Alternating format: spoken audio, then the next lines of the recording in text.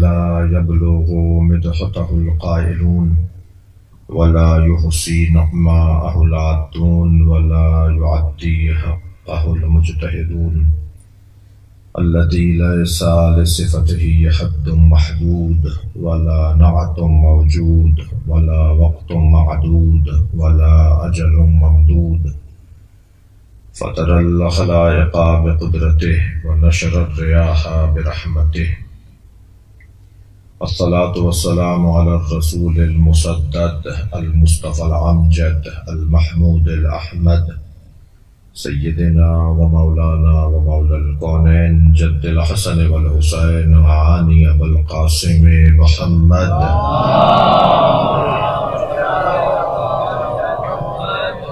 وآله الطيبين الطاهرين المعصومين الذين قال الله إنما يريد الله ليذهب عنكم الرجس أهل البيت ويطهركم تطهيرا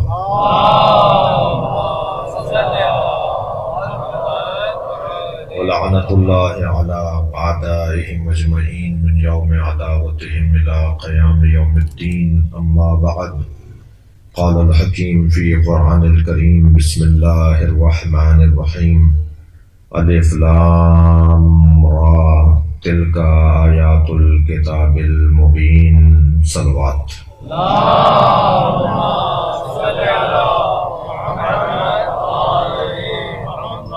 سورہ مبارکہ یوسف کی آج دوسری آیت ہمارے عقیدے کے مطابق ہے، اس لیے کہ بسم اللہ الرحمن الرحیم سورہ کا حصہ ہے اور پہلی آیت بسم اللہ ہے، اور دوسری آیت جسے آج تلاوت کیا ہے وہ قابل تدبر ہے، قابل تفحص ہے اور تفسیر و تعویل کا ہم سے مطالبہ کر رہی ہے۔ آج کے بیان میں اس آیت کے پہلے حصے پر کچھ دیر زیادہ غور رہے گا اور پھر دوسرا حصہ یعنی دوسری آیت کا دوسرا حصہ ہم آج مکمل کریں گے، اور آئندہ سے کوشش تو یہ ہوگی کہ ہر مجلس میں ایک سے زیادہ آیتوں پر غور کریں، اگرچہ اس ارادے پر قرآن سے معافی مانگوں گا کیونکہ اس کا حق نہیں ہے کہ ہم جلدی جلدی گزریں، اس کا حق یہ ہے کہ ہم تدبر کریں، تفحص کریں، اور ایک آیت پر تو جتنا اس کا ہمارے اعتبار سے، کیونکہ ہر ایک کا اپنا میدان ہے اور اپنی اس کی طاقت ہے، تو ایک آیت پر میں ایک انتہائی مجبور طالب علم بھی ایک آیت پر ایک دن رہوں، یہ ناانصافی ہوگی، لیکن اس بات کا احساس بھی ہے کہ صرف 10 دن ہیں اور 112 آیتیں ہیں، اور یقیناً 10 سال تک کا تو بہت جلدی گزرنے پر بھی 10 سال تک کا دورانیہ چاہیے، یعنی تقریباً 10 اشرے چاہیے، تو 100 مجلسیں ہو جائیں گی، پھر جا کر ہم سورہ یوسف کو مکمل کر پائیں گے۔ اور یہ سوچ کر اس ارادے سے ہاتھ نہیں اٹھانا کہ 10 سال تک ہم زندہ رہیں گے یا نہیں، تو ہم بہت سارے کام اس ارادے کے تحت کر رہے ہوتے ہیں کہ ہمیں اس بات کا یقین ہوتا ہے کہ ہم نہیں ہوں گے، پھر بھی کر رہے ہوتے ہیں، تو ہمیں ارادہ ایسے ہی رکھنا چاہیے کہ کسی حد تک۔ تو بہرحال آج کے اس بیان میں اس سورہ کے شان نزول پر ہم تھوڑی دیر غور کرنا چاہیں گے، کیونکہ شان نزول مدد فراہم کرتا ہے کسی بھی واقعے کو سمجھنے میں۔ سورہ یوسف مثلا سورہ حدیبیہ، مثلا سورہ مبارکہ الحمد، ہر سورہ کا ہر واقعے کا ایک شان اور اس کا پس منظر ہے، اس کا ایک سبب ہے، ایک وجہ ہے، اور پس منظر البتہ سبب تو وہ بنا کہ وہ چیز سامنے آ گئی، مگر اس کی وجہ سے وہ چیز سامنے نہیں آئی، اور صرف وہی چیزیں اس کے اندر بیان نہیں ہوئی ہیں جو سبب بنایا ہے۔ 85 دفعہ ایسا ہوتا ہے کہ کسی سبب سے کوئی کام کیا جاتا ہے مگر اس کے اندر صرف وہی سبب کا مسبب نہیں ہوتا بلکہ اس کے اندر اور بہت ساری چیزیں نکل آتی ہیں. بھائی بہت اچھا ہوا ہم نے یہ بات ان سے کہہ دی، تو اور چیزیں کھل گئیں. ہم تو یہ سوچ کر ان سے کہہ رہے تھے، مگر جب بات کھلی تو بہت کچھ کھل گیا. تو ایسا ہی ہوا ہے. شان نزول زیادہ تر سبب ضرور بنا سورے کے نازل ہونے کا اور آیت کے نازل ہونے کا، لیکن شان نزول میں محدود نہیں رہا وہ سورہ. مگر شان نزول بیان کرنے سے کچھ قریب آ جاتا ہے ذہن اس چیز کو سمجھنے میں جو چیز ہم سمجھنا چاہ رہے ہیں، اور جس چیز کو ہم بیان کرنا چاہ رہے ہیں. ہوا یہ تھا کہ حضرت ابراہیم کی نسل حضرت اسماعیل اور حضرت ابراہیم سے چلی، حضرت ابراہیم کی نسل حضرت اسماعیل اور حضرت اسحاق سے چلی. حضرت اسحاق سے تو انبیاء کرام کا تسلسل رہا، یعنی حضرت اسحاق کی اولاد میں حضرت یعقوب آئے، پھر حضرت یوسف آئے، حضرت موسیٰ، حضرت عیسیٰ، یہ سب حضرت یعقوب کی نسل سے آئے، معاف کیجیے حضرت اسحاق کی نسل سے آئے. یعنی حضرت ابراہیم کے دو بیٹے حضرت اسحاق اور حضرت اسماعیل. ایک صلوات عطیہ کریں.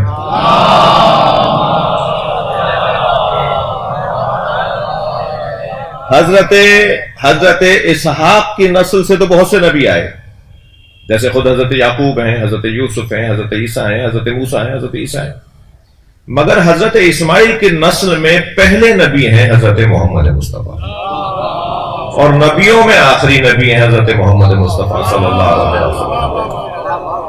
اب وہ جن کے آباء و اجداد میں نبی چلے آ رہے تھے، جن کے بزرگوں میں نبی چلے آ رہے تھے، اس نسل سے جب نبوت منقطع ہو کر ایک اور بھائی کی نسل میں نبوت آئے گی تو پھر وہ پیشہ وارانہ حسد کا مرحلہ آیا. وہ سارے علماء آباء و اجداد کن کی اولاد ہیں صاحب؟ حضرت یعقوب کی. کن کی اولاد ہیں جی؟ حضرت عیسیٰ کی، حضرت موسیٰ کی. کن کی اولاد ہیں؟ حضرت مثلا عیسیٰ کے نواسوں میں سے ہیں. ان کے بڑے تو نبی گزرے ہیں. اب اچانک ان خاندانوں میں کوئی نبی نہ ہو، بلکہ دوسرے خاندان، دوسری لڑی سے کوئی نبی آ جائے. جب دوسری لڑی سے نبی آئے تو پھر وہاں ایک مشکل پیش آئی، اور وہ پیشہ وارانہ حسد. میں ایک جملہ یہاں عرض کرنا چاہوں گا کہ حسد بھی مختلف ہوا کرتے ہیں. حسد بھی حسد ہیں، یعنی حسد اس ہی شعبے سے متعلق فرد کا حسد بنتا ہے. جو اس شعبے سے ہی تعلق نہیں رکھتا اس کا اس سے حسد کیا بنتا ہے؟ بھائی میں جناب ڈاکٹر ندیم عباس نقوی صاحب سے کیا حسد کروں شاعری میں مثلا ابرار حسن صاحب سے کیا حسد کروں؟ موسیٰ بھائی کی فیلڈ ہے مثال کے طور پہ لوگوں کو حج اور زیارات کرانا، میں ان سے حسد کرنے لگ جاؤں؟ میرا تو شعبہ ہی نہیں ہے جو میں ان سے حسد کروں. اب وہ کتنا بدبخت انسان ہوگا جس کا شعبہ بھی نہیں ہے پھر بھی حسد کر رہا ہوگا. بھائی تم تو یہ کام ہی نہیں کرتے، تمہارا تو یہ کام ہی نہیں ہے. بہت سے لوگ آپ کو ملیں گے کہ جو لوگوں سے خامخواہ چڑھ رہے ہوتے ہیں، خامخواہ ان کے اوپر تبصرے کر رہے ہوتے ہیں، ان کی ٹانگیں کھینچ رہے ہوتے ہیں، معاف کیجیے گا، ان کے بارے میں منفی رویے رکھ رہے ہوتے ہیں. بھائی تمہارا تو شعبہ نہیں ہے، تم کیوں پریشان ہو رہے ہو؟ مثلا اگر علمی دنیا میں حسد کوئی عالم کرتا ہوا نظر آ رہا ہو، شاعروں میں اگر کوئی شاعر حسد کرتا ہوا نظر آ رہا ہو تو کچھ کسی حد تک بھی قابل مذمت ہوگا. یہ تو قابل مذمت بھی نہیں ہے، یہ تو معفوف ہے، اس سے تو کوئی بات ہی نہیں ہوگی. یہ تو بیچارہ ہے. ایک صلوات پڑھیں ذرا محمد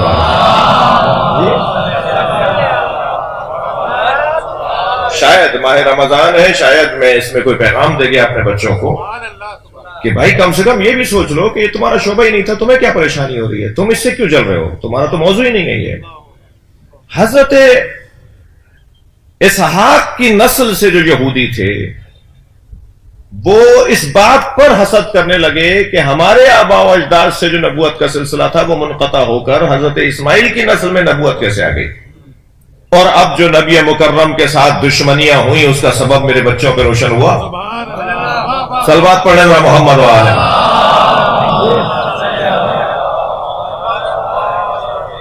سرکار کے ساتھ جو یہودیوں نے دشمنیاں کی، سرکار کے ساتھ جو عیسائیوں نے دشمنیاں کی، کیونکہ وہ بھی اسی خاندان کے، عیسائیوں کا تعلق بھی حضرت اسحاق کی نسل سے ماننے والوں کا، یہودیوں کا تعلق بھی حضرت اسحاق کی نسل والوں سے. اب یہاں حضرت اسماعیل کی نسل سے حضرت محمد مصطفیٰ صلی اللہ علیہ وآلہ وسلم کو اللہ نے نبی بنا دیا. ایک صلوات اور عطیہ کریں محمد.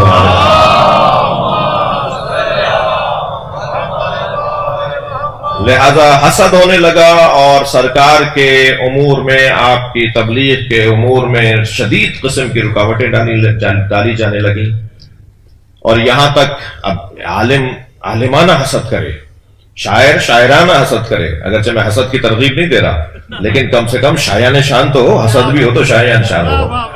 اب جب عالم کسی سے عالمانہ حسد کرے تو کوئی بات تو لے کر آئے، کوئی علمی بات تو کرے. تو انہوں نے کیا علمی بات کی سرکار کے مقابلے میں؟ شان نزول بیان کرنے جا رہا ہوں، سورہ یوسف کا شان نزول. ہمارے دوست دور سے تشریف لے کر آئے، کچھ آگے تشریف لے آئیے، ایک صلوات ہدیہ کرتے ہیں محمد والے. اس سے بہتر صلوات.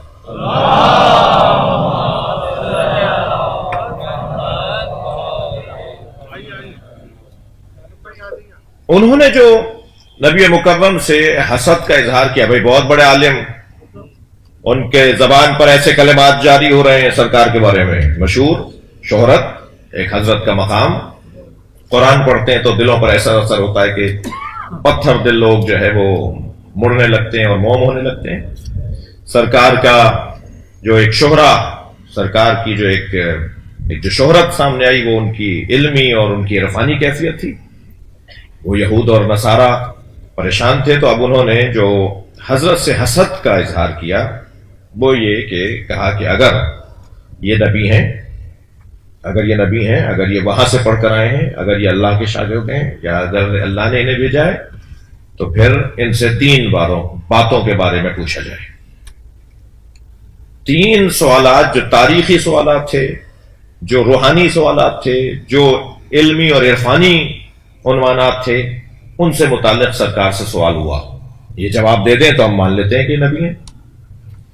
اس میں سے، اور ان 3 سوالوں کو قرآن نے اپنے اندر جگہ دی ہے. اس میں سے ایک سوال، یسألونک عن ذی القرنین، اے میرے حبیب تم سے ذو القرنین کے بارے میں پوچھا گیا کہ ذو القرنین کون ہے.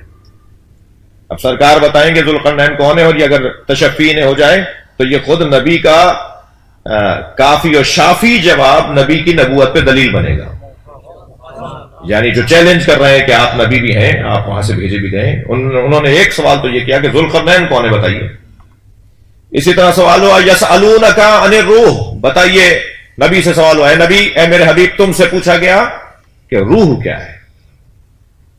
اسی طرح جو ہمارے مضمون میں بات ہے وہ تیسرا سوال تھا، یسألونک عن الروح کے بعد لقد کان فی یوسف و اخوتہ آیات للسائلین.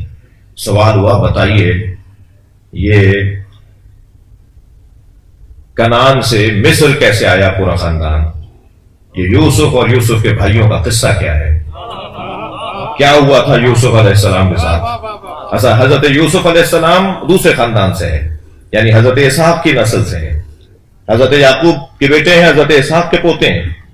کہا اگر آپ نبی ہیں، وہاں سے بھیجے گئے، تو نبی کا تعلق تو عالم غیب سے، تو بتائیے کہ یوسف اور یوسف کے بھائیوں کا قصہ کیا تھا، یہ مصر کیسے آ کے آباد ہوئے. تو جو انہیں معلومات تھیں، میں اب نبی کی نبوت پر معجزے کے طور پر اور نبی کے علم کے عنوان پر اس سورے کی شان نزول کے عنوان سے ایک بات کرنے جا رہا ہوں جو آپ کی سماعت میں میرے ساتھ ہے، تو مجھے تشفی ہو رہی ہے. سرکار نے وہ باتیں بتائیں جو ان کے آباء و اجداد کو بھی نہیں پتا. انہیں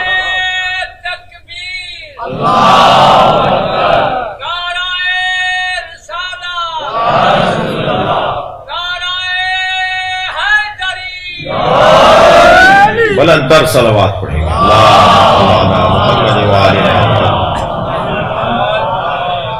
یعنی انہیں مثلا حضرت یوسف اور حضرت یوسف کے بھائیوں کے بارے میں، حضرت یعقوب کے بارے میں مثلا 10 باتیں پتہ تھیں، تو نبی نے 10 باتوں کی جگہ 100 باتیں بتائیں. قرآن میں صرف 2 سورے ہیں جو پورے ایک ساتھ دفعتاً ایک دم ایک وقت میں نازل ہوئے ہیں، ورنہ سورے آیات اس کی مختلف اوقات میں نازل ہوتی رہی اور ایک وقت لگا پورا سورہ کو پورا ہونے میں، سورے کو مکمل ہونے میں ایک وقت لگا. صرف 2 سورے ہیں جو دفعتاً پورے سورے ایک ساتھ نازل ہوئے، ایک سورہ الحمد، ایک سورہ یوسف. ایک ساتھ پورا نازل ہوا ہے سورہ الحمد، ایک دم پورا سورہ نازل ہوا ہے سورہ یوسف. اور اس کے اندر جو جزیات سرکار نے بیان فرمائی وہ ان کے بڑوں کو بھی نہیں پتا تھا اور انہیں نہیں معلوم تھا، حتیٰ اتنی جزیات کے کٹورا وہ اٹھا کر لے گئے اور حضرت یوسف نے خود بھائی سے کہہ دیا ڈال دو. حضرت یوسف نے ڈلوا دیا ان کے سامان کے اندر کٹورا اور پھر فرمایا کہ چوری ہوئی ہے اور پھر ان کو بلا کے لاؤ. اور پھر تنہائی میں جا کے اپنے سگے بھائی جو مادری بھائی بھی تھے پیدری تو وہ بھی سب بھائی تھے.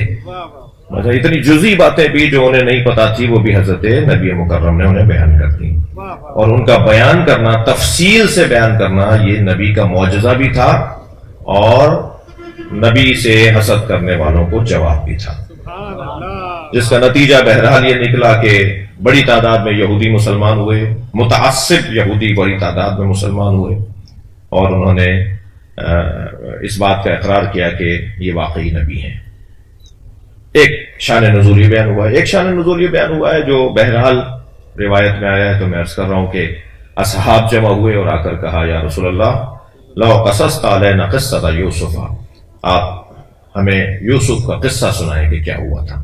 تو سرکار نے اللہ سے رجوع کیا کہ اللہ مجھے جواب چاہیے. تو پھر پورا سورہ حضرت نبی مکرم پہ نازل ہوا اور آپ نے پورا واقعہ حضرت یوسف کا جزیات میں جا کے، ذیلیات میں جا کے، ضمنیات میں جا کے حضرت نبی مکرم نے پورے سورے کو بیان فرمایا، پورے واقعے کو بیان فرمایا. یہ سورہ مشہور، اس کے 5 نام ہیں، 5 نام اس سورے کے مشہور ہیں. ایک وجود کے کئی نام ہوتے ہیں. ڈاکٹر ندیم عباس صاحب اپنے بچوں کے لیے بابا یا پاپا یا ابا ہوں گے، اپنے زوجہ کے لیے کچھ اور ہوں گے، اپنے والدہ کے لیے کچھ اور نام سے پکارے جائیں گے، آفس میں کسی اور نام سے پکارے جائیں گے، دوستوں میں کسی اور نام سے پکارے جائیں گے. تو ایک شخص کے کئی نام ہو سکتے ہیں. جس صفت کا وہ حامل ہوگا اس کا وہی نام ہو جائے گا. سورہ مبارکہ یوسف کے بھی مشہور 5 نام ہیں. احسن القصص اس سورے کا نام ہے. اللہ نے قرآن میں قصص نازل کیے ہیں. ایک سورہ تو خود ہی قصص ہے، سورہ قصص ہے. واقعات کو اللہ نے قرآن میں نازل کیا ہے. اور آپ جانتے ہیں کہ واقعہ آج جو جدید زمانے کے اندر جو میڈیا کا استعمال ہے، جسے آپ میڈیا کا استعمال کہتے ہیں، اس کے اندر کیوں دلچسپی زیادہ ہے؟ اس لیے کہ وہ منظر کشی کرتے ہیں. وہی چیز آپ کتابوں میں پڑھیں اور وہی چیزیں آپ منظر میں دیکھیں، آپ آنکھوں سے دیکھیں تو دلچسپی چند برابر زیادہ ہو جاتی ہے. اللہ لوگوں کی تربیت کرنا چاہتا ہے، انسانوں کی تربیت کرنا چاہتا ہے، تو اس نے جو طریقے اپنائے ان میں سے ایک طریقہ واقعات کو بیان کرنا ہے تاکہ مجسم ہو جائے، اس کے دل و دماغ پر وہ چیز واقعہ وہ بات وہ پیغام حاکم ہو جائے. قرآن میں بہت سارے واقعات ہیں اور تقریباً 24 نبیوں کا اللہ نے قرآن میں ذکر کیا ہے. ہر نبی کے ذکر کے ساتھ اس نبی کے حالات کو بیان کیا ہے، اس نبی کے واقعات کو بھی قرآن میں اللہ نے بیان کیا ہے. حضرت یوسف بھی اسی طرح ایک نبی ہیں اور ان کے واقعے کو اللہ نے احسن القصص کہہ کر یاد کیا ہے. واقعات میں سب سے احسن اور سب سے زیادہ مفید واقعہ حضرت یوسف کا واقعہ. اس سورے کا دوسرا نام ہے سورہ زہد. یہ گناہوں سے بچنے کے لیے ایک بہترین رہنما سورہ ہے. کیسے انسان گناہوں سے بچ سکتا ہے. جب دربار سے نکالے گئے اور زندان میں ڈالے گئے تو قیدیوں سے مزاح فرما رہے تھے.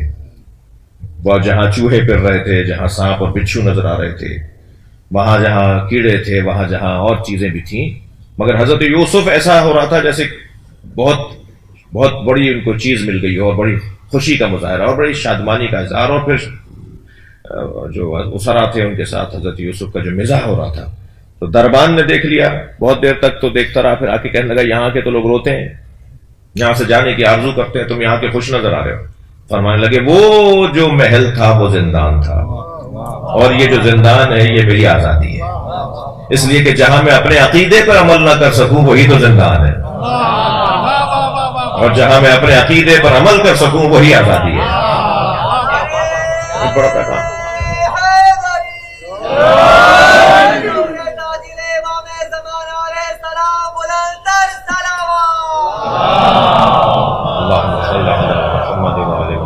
گناہوں سے بچنے کے لیے سورہ زہد اس کو اس لیے کہا جا رہا ہے کہ گناہوں سے بچنے کا طریقہ اس کے اندر ہے. اب وہ 7 دروازوں میں حضرت یوسف کو لے جایا گیا، باہر سے تالے ڈال دیے گئے، آخری کمرے کے اندر زلیخا موجود ہیں. یہ سارے واقعات آگے کی آیات میں آنے ہیں. اور ایک مرتبہ جب اس نے ارادہ کیا جو ارادہ نامطلوب تھا، مذموم ارادہ تھا، تو حضرت یوسف نے اپنے اللہ کو یاد کیا، اسے بھی یاد آ گیا کہ اس کا بھی کوئی اللہ ہے، تو وہاں رکھے ہوئے بت کے اوپر اس نے چادر ڈال دی۔ حضرت یوسف نے فرمایا تم نے کیا کیا؟ کہنے لگی مجھے اپنے اللہ سے حیا آ رہی ہے۔ حضرت نے فرمایا تمہارا اللہ تو آنکھوں پر اس کے پردہ ڈالا جا سکتا ہے، میرے اللہ کی آنکھوں پہ پردہ نہیں ڈالا سکتا۔ اور یہ کہہ کر پھر مدد مانگی اللہ سے، اور جب مدد مانگ کے چلے، ہمت یوسف علیہ السلام نے کی، مدد اللہ نے کی۔ وہ ایک مشہور جملہ، ہمت مردہ مدد، ہمت حضرت یوسف نے کی گناہ سے بچنے کی، مدد پھر اللہ کی ہوئی کہ تالا ٹوٹنا شروع ہو گیا۔ یعنی دوسری طرف سے حضرت یوسف دروازے کے قریب جاتے تھے، اس طرف سے تالا ٹوٹ جاتا تھا، پھر دوڑتے تھے، ایک اور دروازہ آتا تھا، پھر وہاں سے تالا ٹوٹ جاتا تھا، پھر آگے بڑھتے تھے، پھر ایک مرتبہ دروازے کے قریب جاتے تھے، پھر تالا ٹوٹ جاتا تھا۔ آخری دروازے کا تالا ٹوٹنے میں جب اللہ تالے توڑ رہا تھا، تو پھر آخری جلدی کیوں نہیں توڑا اس نے آخری تالے کو کچھ تاخیر سے اللہ نے کھولا، تاکہ پھر اب یہ ایک اور سبق بنے کہ کیسے اب کیا کرو گے۔ یعنی وہ جو 6 تالوں پہ مدد کرتا رہا، 7ویں پر اس نے آزمائش میں ڈال دیا، اور پھر ایسے ہی آزمائش آئی کہ اتنی تاخیر سے تالا کھلا کہ وہ زلیخا کا ہاتھ حضرت یوسف کی قمیص پہ چلا گیا، اور سامنے عزیز مصر کھڑا ہے جو بادشاہ مصر ہے اور جو زلیخا کا شوہر ہے اور جس نے حضرت یوسف کو پالا ہے۔ اور اس بھگدڑ کی کیفیت اور اس چھینا جھپٹی کا سا منظر جب دیکھا اس عزیز مصر نے، تو اس نے حضرت یوسف سے ہی پوچھا کہ یوسف، ظاہر حجرہ تو اس کی بیوی کا تھا، کیا یہ کیا ہو رہا ہے، یہ کیا ہو رہا ہے؟ غصے سے اس نے آوازیں لگائیں، تو حضرت یوسف نے فرمایا کہ میرے پاس تو سوائے میرے اللہ کے کوئی گواہ نہیں ہے، میرے پاس اب زہد والوں کے لیے پیغام کہ زاہد کیسے اپنے اللہ سے توکل کرتا ہے، کہ میرے پاس تو سوائے میرے اللہ کے کوئی مدد نہیں ہے، اس کے علاوہ کوئی گواہ نہیں ہے جو میری مدد کرے۔ زلیخا تو کو دیکھ کر اس نے کہا زلیخا یہ کیا ہو رہا ہے؟ کہنا یہ میرے کمرے میں حملہ کرنے آیا تھا، میرے حجرے میں داخل ہوا تھا، یعنی بات ہی پلٹ دی۔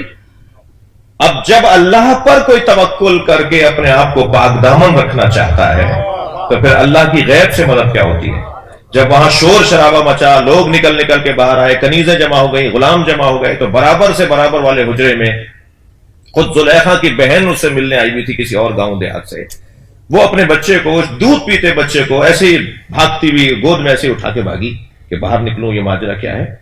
تو وہ بچہ جو ابھی دودھ پی رہا تھا، جس نے اب تک اپنے ابا کو بھی ابا نہیں کہا تھا، جس نے اپنی اماں کو بھی ابھی اماں نہیں کہا تھا، وہ بولا اِنَّا قَمِيصَهُ قَدْ مِنْ قُبُلٍ فَصَدَقَتْ، اگر قمیص آگے سے پھٹی ہوئی ہے تو یہ سچ کہہ رہی ہے، ورنہ یہ جھوٹ بول رہی ہے۔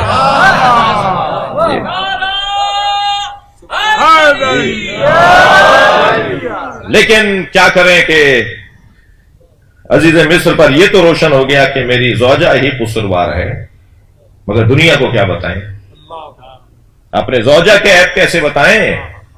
ہمیشہ زور بڑے لوگوں کا غریبوں پر ہی چلتا ہے، کیسے اپنی زوجہ کے لیے کہیں کہ میری زوجہ نے ایسا کیا تھا؟ حضرت یوسف کو اس جرم میں، جانتے ہوئے کہ جرم مجرم نہیں ہے یوسف، تو آپ اور ہم ایک جملہ کہتے ہیں، سنتے ہیں کہ دین پر دنیا بھاری، دنیا کو بھاری کر دیا دین پر۔ دین کہہ رہا تھا کہ زوجہ قصوروار ہے، دنیا کہہ رہی تھی کہ یوسف قصوروار ہے، تو دین پر دنیا کو بھاری کر دیا، اور دین پر جو دنیا کو بھاری کرتے ہیں پھر وہ نبیوں کے مجرم ہو جاتے ہیں۔ بھائی صلوات پڑھ لیں محمد و آل محمد،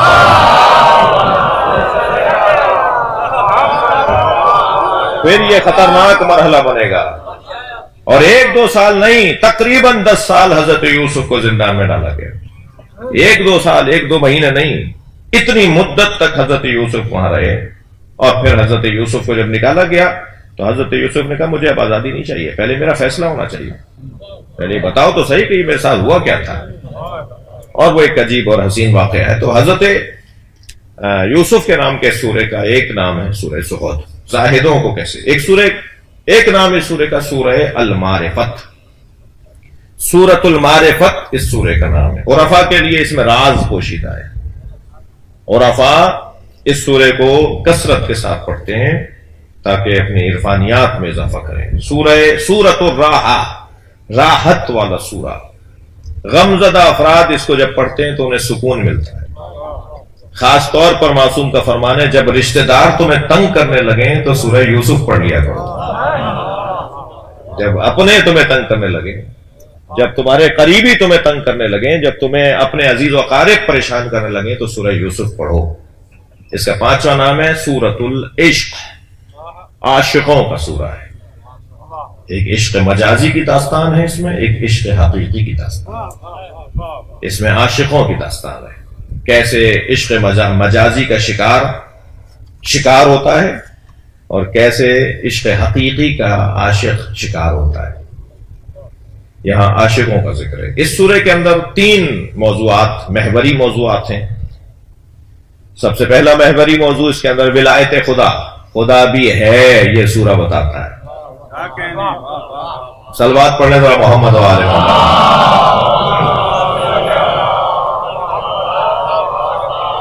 ولایت خدا کا پیغام اس سورے میں۔ تعویل خواب ایک پوری حقیقت ہے، ایک واقعیت ہے، سوتے میں جو نظر آتا ہے اس کی کوئی حیثیت ہے۔ یہ جو رویا ہے، جو خواب ہے، اس کی پھر قسمیں بیان ہوں گی جب میں آگے آؤں گا، جب خواب کی بات آئے گی۔ خواب کی کتنی قسمیں ہیں، کون سا خواب سچا خواب ہے اور کون سا خواب جھوٹا خواب ہو سکتا ہے، خواب کی قسمیں۔ تو یہ تعویل خواب اور خواب میں پیغامات پائے جاتے ہیں، کیونکہ اس میں جو حضرت یوسف نے بیان فرمایا اس قال، اللہ کہہ رہا ہے اس قال یوسف لابیہ یا ابت انی رأیت 11 کوکبا والشمس والقمر رأیتهم لی ساجدین۔ بابا میں نے خواب دیکھا ہے کہ 11 ستارے، 11 ستارے مجھے سجدہ کر رہے ہیں اور شمس و قمر بھی مجھے سجدہ کر رہے ہیں، میں یہ دیکھ رہا ہوں۔ اس خواب کی تعبیر کیا ہے، جس پہ حضرت یعقوب نے پھر فرمایا کہ بیٹا یہ خواب کسی کو بتانا نہیں۔ پھر وہ جب ہم اس مرحلے پر آئیں گے تو خواب کے کچھ احکامات ہیں، ہر ایک کو خواب بتایا نہیں جاتا اور اہل ہی کو ڈھونڈنا ہوتا ہے کہ خواب کی تعبیر وہ کیسے بتائے گا۔ جب ہم وہاں پہنچیں گے تو پھر یہ بات کریں گے۔ تو دوسرا اس سورہ کا جو محوری عنوان ہے وہ ہے تعبیر خواب۔ تیسرا عنوان اس کا درس عفت، اس میں عفت و پاک دامنی کے حوالے سے گفتگو ہے، اللہ نے پیغام نازل کیے ہیں۔ اور چوتھا عنوان اس کا ہے مہارت اور ذمہ داری، اہلیت قابلیت اور اس قابلیت کی ادائیگی۔ جی بہت سے لوگوں میں اہلیت ہوتی ہے مگر اس کو ادا کرنے کے وہ لائق نہیں ہوتے۔ جی یہ ڈاکٹر ہے مگر سست ہے، یہ عالم ہے مگر جواب دینے، جانتا بہت کچھ ہے مگر جواب دیتے ہوئے اس کے چہرے پہ بل آ جاتا ہے۔ تو یہ 2 علیحدہ باتیں ہیں۔ جی یہ بہت بڑا عالم ہے، اس کے سینے میں سمندر علم پوشیدہ ہے مگر مسئلے کا جواب دیتے وقت چڑھتا ہے۔ تو قابل ہونا اور ہے اور ذمہ دار ہونا اور ہے۔ اس سورے کے اندر حضرت یوسف سے متعلق یہ پیغام بھی ہے کہ قابلیت کو ذمہ داری کے ساتھ اگر لیا جائے تب یوسف علیہ السلام کا کردار بنتا ہے۔ بہت سارے لوگ ہوتے ہیں، قابل ہوتے ہیں مگر ذمہ دار نہیں ہیں۔ میرا کیا واسطہ، میں ہی کیوں؟ بھائی تمہارے پاس اتنا علم ہے، تمہارے پاس اتنی معلومات ہے، تم یہ کر سکتے ہو، تم وہ کر سکتے ہو۔ تو اس سورے کے اندر قابلیت اور ذمہ داری کا پیغام یہ سورے کا محوری پیغامات، اور جو کلی پیغام ہے وہ تو اس کا تربیت بشر ہے، انسانوں کی تربیت کے لیے اللہ نے اس سورے کو نازل کیا ہے۔ اب آ جائیے، ہم آغاز کر رہے ہیں آیت کا۔ الف لام را تلک آیات الکتاب المبین۔ الف لام را، میں بہرحال بہت نا انصافی کروں اپنے ساتھ، اپنے آپ سے، تو اب بھی مجھے کوئی 20 منٹ حروف مقطعات پہ بولنے دیجیے، ورنہ میں جب تیاری کر رہا تھا اور مختلف تفسیروں کو دیکھ رہا تھا تو اس پر اگر دیکھا جائے تو شاید 3-4 مجلسیں صرف حروف مقطعات ہونی چاہیے۔ یہ حروف مقطعات کیا ہیں؟ الف لام را کاف ہا یا عین صاد الف لام میم، یہ جو حروف مقطعات ہیں یہ قرآن مجید کے اندر پروردگار عالم نے 29 سوروں کا آغاز حروف مقطعات سے کیا ہے۔ جی 114 سوروں میں سے 29 سوروں کا آغاز اللہ نے حروف مقطعات سے کیا ہے۔ ولائی سماعتیں رکھنے والے مجلسی لوگ بیٹھے ہیں تو یہی ایک بات کر دیتا ہوں، 29 سوروں میں جو اللہ نے حروف مقطعات کو نازل کیا ان میں سورہ بقرہ ہے، سورہ آل عمران ہے، سورہ عنکبوت ہے، سورہ روم ہے، سورہ لقمان ہے، سورہ سجدہ ہے، سورہ آراف ہے، سورہ یونس ہے، سورہ ہود ہے، سورہ یوسف ہے، سورہ یاسین ہے، سورہ صاد ہے، سورہ غافر ہے، سورہ فصلت ہے، سورہ شورى ہے، سورہ زخرف ہے، سورہ دخان ہے، سورہ جاسیہ ہے، سورہ احقاف ہے، سورہ قاف ہے، سورہ القلم ہے۔ یہ 29 سورے ہیں کہ جن کا آغاز حروف مقطعات سے ہوا ہے۔ حروف مقطعات جو اللہ نے قرآن میں نازل کیے ہیں، ان کے مکررات کو اگر تکراری حروف کو کم کر دیا جائے، ہٹا دیا جائے، یعنی ایک ہی راہ لے لیں حروف مقطعات میں، مثال کے طور پہ 4 جگہ راہ آیا ہو، الف 4 جگہ آیا ہو، 5 دفعہ سواد آیا ہو، مثال دے رہا ہوں، تو ان 5 کو ایک کر دیں، یعنی تکرار کو ختم کر کے مکررات کو ختم کر دیں تو 14 حروف بنتے ہیں۔ صلوات ہدیہ کریں چاہتا معصومین۔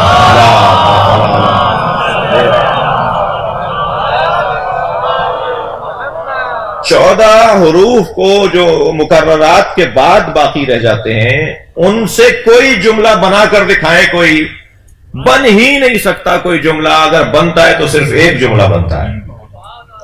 یعنی ان 14 حروف سے کوئی جملہ، عربی میں بات ہو رہی ہے کہ عربی میں ہی بنانا ہوگا جملہ، مجھے یہ نہیں کہ بعد میں اتروں تو کوئی مجھے اردو میں جملہ سنا دے۔ عربی میں 14 ان حروف سے کوئی ایک ایسا جملہ جو مکمل جملہ ہو، صحیح جملہ ہو اور واقعیت اور حقیقت پر مشتمل جملہ ہو، نہیں بن سکتا، اور اگر بن سکتا ہے تو صرف ایک جملہ بن سکتا ہے، اور وہ جملہ ہے صراط علی حقہ نمسکہ۔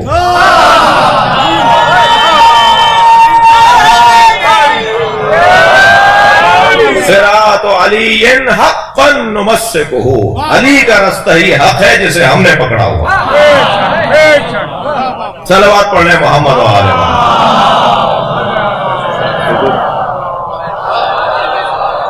اس سے بہتر اور بلند صلوات پڑھیں۔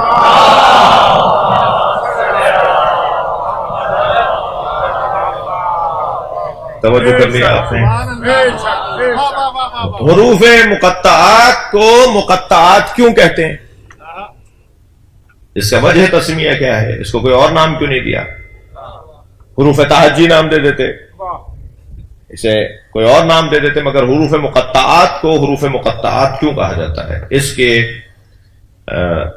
2 روشن سبب بیان ہوئے ہیں۔ اچھا، میں پڑھ رہا ہوں، نتیجہ تو شاید بعض جگہ میرا نکلے، میں اپنا نتیجہ دے رہا ہوں، وہ علیحدہ بات ہے، لیکن مطلب کہیں سے پڑھا ہوا ہے۔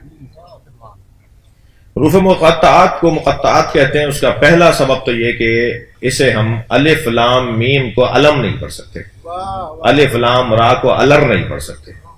سورہ شروع کریں الر پڑھ کے، الف لام را کو الر بھی تو کر سکتے ہیں آپ، الر الر الر مثلا، کوئی آپ جوڑ کر ان حروف کو نہیں پڑھ سکتے، انہیں قطع کر کے پڑھنا ہوگا۔ مقطعات یعنی ان کو قطع کر کے توڑ کے پڑھنا ہے، اس لیے اسے مقطع کہتے ہیں، قطع شدہ۔ الف لام را الر نہیں کہہ رہے، الف لام میم علم نہیں پڑھ رہے، الف لام لکھے جائیں گے الر، لکھا جائے گا علم، آپ جا کے دیکھ لیجئے اس سورہ کے آغاز میں الف لام میم جہاں لکھا ہوا ہے، الف لام میم جڑا ہوا لکھا ہوا ہے، توڑ کے نہیں لکھا ہوا، لیکن پڑھیں گے آپ الف لام میم ذالک الکتاب لا ریب مثلا، یا اس سورہ کے آغاز میں الف لام را، کیونکہ اس سورہ کے آغاز میں حروف مقطعات سے 3 حرفوں سے یہ سورہ شروع ہو رہا ہے، تو ایک تو توڑ کر اسے پڑھا جاتا ہے، اس لیے اسے حروف مقطعات کہا جاتا ہے۔ دوسرا، فہم بشر منقطع ہے اس کے سمجھنے میں، ہم نہیں سمجھ پا رہے کہ یہ کیا مطلب ہے۔ اگر میری بات پر تصدیق چاہیے ہو تو ابھی مجلس کے بعد قرآن کھولیے گا، اور جتنے بھی مترجمین ہیں قرآن کے جا کر دیکھ لیجئے گا، انہوں نے الف لام میم کے نیچے الف لام میم ہی لکھا ہوا ہے، انہوں نے الف لام را کے نیچے الف لام را ہی لکھا ہوا ہے، انہوں نے الف لام را کا ترجمہ بھی نہیں کیا، کاف ہا یا عین صاد کا ترجمہ بھی نہیں کیا، جو اوپر لکھا ہوا ہے وہی نیچے ترجمہ میں بھی لکھا ہوا ہے، اس لیے کہ وہ سمجھ ہی نہیں رہے، وہ جان ہی نہیں رہے کہ الف لام میم کیا ہے۔ تو ذہن بشر اور فہم بشر کو اس سے منقطع کر دیا گیا، اس وجہ سے اسے حروف مقطعہ کہا جاتا ہے، اور مقطعہ کی جمع ہے، اسے حروف مقطعات کہا جاتا ہے۔ یہ حروف مقطعات کو 29 سوروں کے آغاز میں اللہ نے کیوں رکھا؟ اچھا سارے سورے ایک ساتھ نہیں رکھے اس نے، یعنی ایسا نہیں ہے کہ سورہ الحمد بھی حروف مقطعات سے شروع ہو رہا ہو، سورہ مثلا بقرہ تو شروع ہو رہا ہے لیکن مثلا سورہ نساء بھی شروع ہو رہا ہو، نہیں، جگہ جگہ ایک سورے کے بعد 2 سورے بغیر حروف مقطعات کے، اور پھر ایک سورہ، پھر کچھ سورے، پھر ایک سورہ، جگہ جگہ اللہ نے حروف مقطعات کا سورہ اس لیے رکھا. آپ اکتا تو نہیں رہے میری بات؟ جگہ جگہ اس لیے اس نے رکھا ہے کہ قرآن مخالف، جملہ ہدیہ کر رہا ہوں، قرآن مخالف، قرآن دشمن جو قرآن کے خلاف سوچتا ہو وہ آغاز میں ہی ہتھیار پھینک دے کہ میری تو بس کی نہیں ہے اس کا جواب دینا.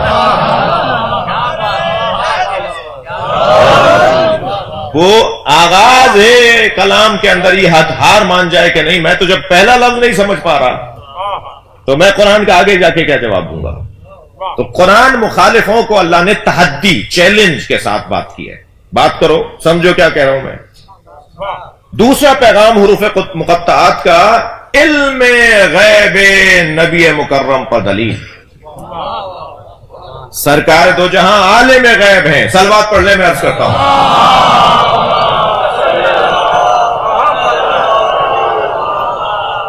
مجھے اندازہ ہے یہ ریکارڈ ہو رہا ہے اور یہ جا بھی رہا ہے، پوری دنیا سن رہی ہے، اور مسلسل ہمیں پیغام بھی آنا شروع ہو گئے ہیں، اور اچھے پیغام آنا شروع ہو گئے ہیں، اور کوئی وہ بھی ہمیں سن رہے ہیں جو اکثر ہمیں ڈھونڈ رہے ہوتے ہیں. تو ہم چاہتے بھی ہیں کہ وہ ہمیں ڈھونڈیں.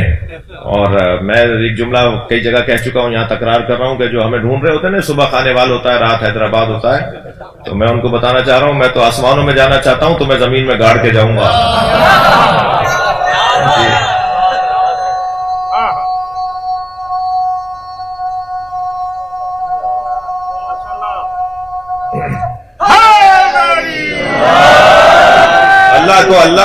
اللہ کو اہل بیت دشمنوں سے تکبر کرنا اچھا لگتا ہے، لہذا میرے اس لہجے کو آپ اپنے اوپر نہیں لیجیے گا. صلوات پڑھ لیں محمد و آل محمد.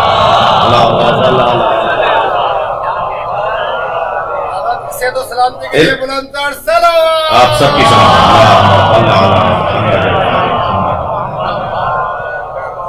علم غیب مصطفیٰ صلی اللہ علیہ وآلہ وسلم پر حروف مقطعات دلیل ہے. الرحمن علم القرآن خلق الانسان، یہی ہے نا ترتیب. وہ رحمان جس نے قرآن کا علم دیا اور پھر انسان کو خلق کیا.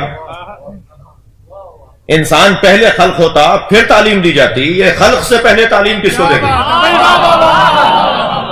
یہ ابھی خلق ہی نہیں ہوا، ابھی دنیا میں نہیں آیا، ابھی مخلوق نہیں بنا، تو نے کسی کو علم بھی دے دیا. وہ کون ہے کہ جسے خلق ہونے سے پہلے علم دیا گیا ہے؟ ابھی وہ حضرت آمنہ کی گود میں نہیں آئے ہیں مگر اللہ کے پڑھے ہوئے شاگرد ہیں. وہ جو اللہ سے پڑھنے والا وجود ہے وہ غیب سے ہی تو علم لے کر آ رہا ہے، جس کے علم کو علم لدنی کہا جاتا ہے، جس کے علم کو علم وحبی کہا جاتا ہے، جس کے علم کو علم غیبی کہا جاتا ہے. وہ وہاں سے پڑھ. نحن تلامذ اللہ، ہم اللہ کے شاگرد ہیں. اچھا کسی کو مصطفیٰ سرکار سمجھ میں آ جائیں گے تو علی خود سمجھ میں آ جائے گا، مگر یہ پورا گھرانہ یہ کہتا ہوا نظر آتا ہے کہ ہم اللہ کے شاگرد ہیں. اللہ نے ہمیں پڑھا کر بھیجا ہے. ایک جگہ سرکار فرماتے ہیں علمنی ربی ثم ارسلنی، اللہ نے پہلے مجھے پڑھایا ہے پھر بھیجا ہے. اور ایک جگہ اور ارشاد فرمایا علمنی ربی ثم خلقنی، اللہ نے پہلے مجھے پڑھایا ہے پھر خلق کیا ہے. تو یہ خلق ہونے سے پہلے، مخلوق ہونے سے پہلے اللہ کے شاگرد ہیں. اس کو کہتے ہیں، اس کیفیت کو کہتے ہیں علم لدنی، علم غیبی، علم وحبی.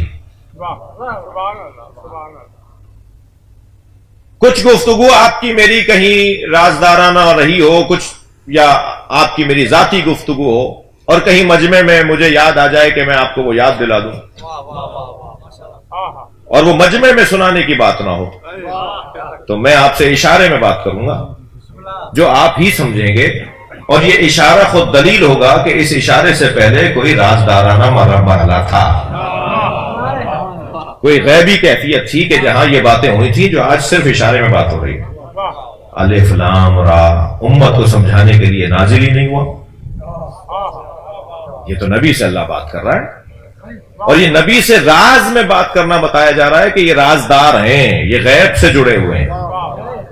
امت کو نہیں سمجھ میں آئے گی یہ بات کہ الف لام را کیا ہے اور کاف ہا یا عین صاد کیا ہے اور الف لام میم کیا ہے۔ امت کو نبی کے علم غیب پر خود حروف مقطعات دلیل ہے۔ جبریل سرکار کو قرآن سنانے آئے تھے، پڑھانے نہیں آئے تھے۔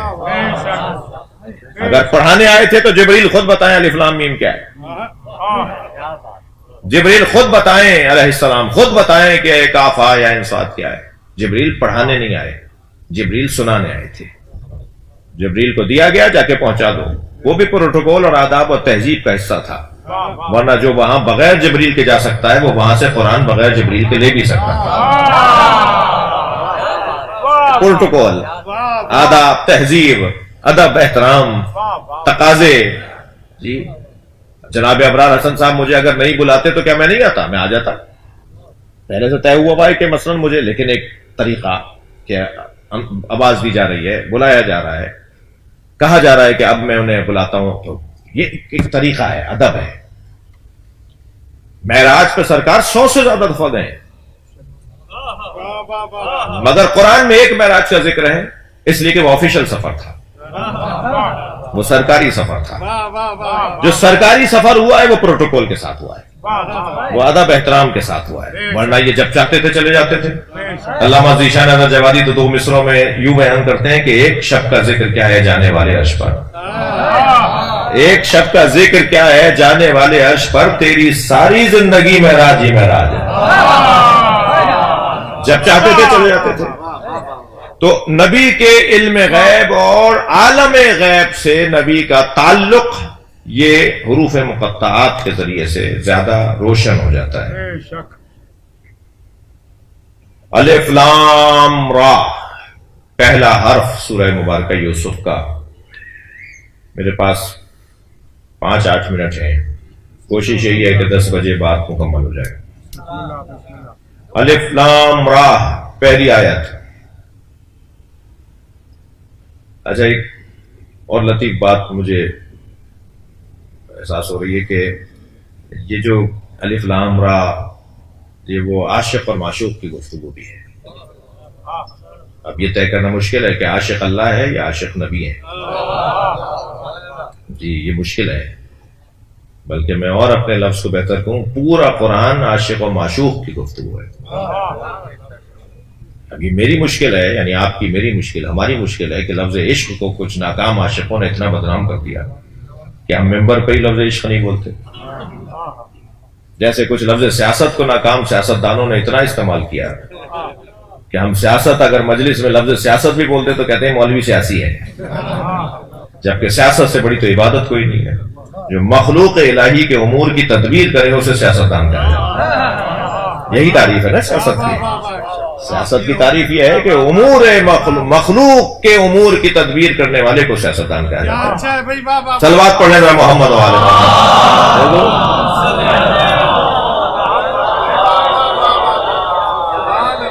ایسے ہی مفہوم عشق، اب میں حدیث قدسی آپ کو سنا دیتا ہوں۔ اللہ ارشاد فرما رہا ہے، من طلبنی فقط وجدنی، جس نے مجھے چاہا اس نے مجھے پا لیا۔ من طلبنی، جس نے مجھے طلب کیا، چاہا، فقد وجدنی، اس نے مجھے پا لیا، ومن وجدنی فقد عشقنی، اور جس نے مجھے پا لیا اس نے مجھ سے عشق کیا، ومن عشقنی فانا قتلتہ، اور جو مجھ سے عشق کرتا ہے میں اسے قتل کر دیتا ہوں، ومن انا قتلتہ فعلی دیتہ، اور جسے میں قتل کروں گا اس کی دیت بھی مجھ پہ واجب ہوگی، وانا دیتہ، اور میں خود اس کی دیت بن جاتا ہوں۔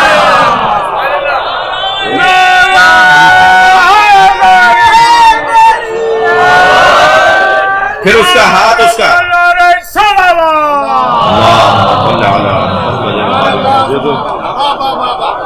پھر اس کا ہاتھ، اس کا ہاتھ نہیں رہتا، پھر اس کی زبان، اس کی زبان نہیں رہتی، پھر اس کی آنکھیں، اس کی آنکھیں نہیں رہتی، پھر وہ آنکھیں اس کی ہوتی ہیں دیکھتا میں ہوں، ہاتھ اس کے ہوتے ہیں مدد میں فراہم کر رہا ہوں، تم یا علی مدد کہو گے جواب میں دوں گا۔ عاشق، تو اب یہ لفظ عشق اللہ استعمال نہ کرتا اگر لفظ عشق ہی برا ہوتا۔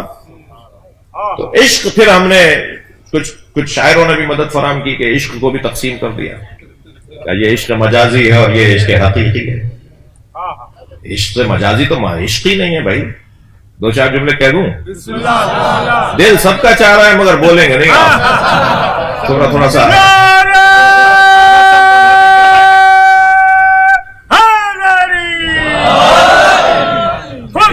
محمد علیہ السلام آواز بلند نعرہ صلوات.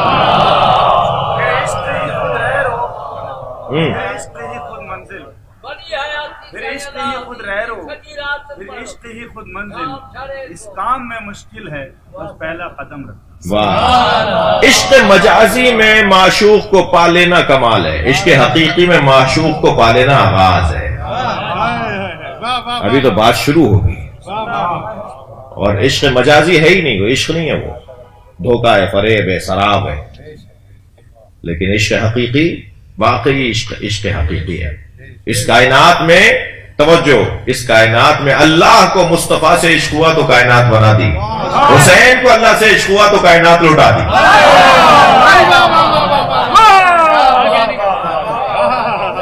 صلوات پڑھیں مولا حسین کی ذات پر.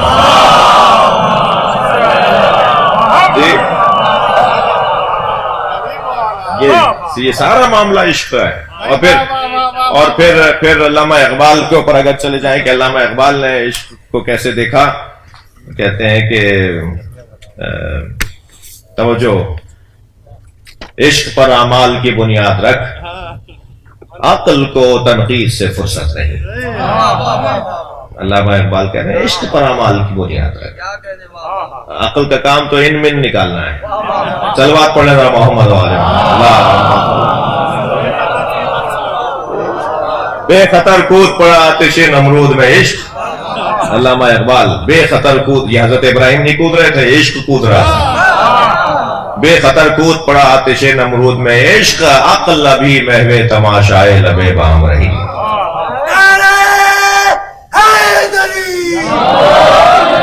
تو قرآن الف لام را پر بات ہو رہی ہے بھائی، موضوع سے نہیں ہٹے ہوئے ہم. حروف مقطعات پر گفتگو ہو رہی ہے. حروف مقطعات الف لام را جو ہمارے ہاں ابھی اس آیت کے اندر عنوان ہے، وہ عاشق اور معشوق کی گفتگو ہے. اب میں نے ایک جملہ کہا تھا، دل کر رہا ہے اس جملے کو مکمل کروں. قرآن عاشق و معشوق کی گفتگو کو کہتے ہیں. یہ کیسے طے کروں کہ عاشق کون ہے اور معشوق کون ہے؟ جملہ ہدیہ کرنے جا رہا ہوں. جب یہ احمد ہوتے ہیں تو عاشق ہوتے ہیں، جب محمد ہوتے ہیں تو معشوق ہوتے ہیں.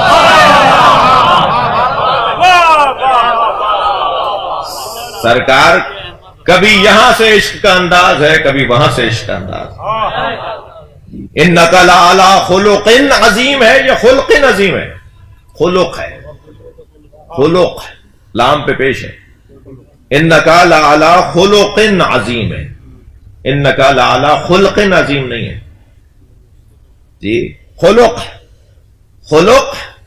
تخلیق کی کیفیت کو کہتے ہیں یا اخلاق کی کیفیت کو کہتے ہیں.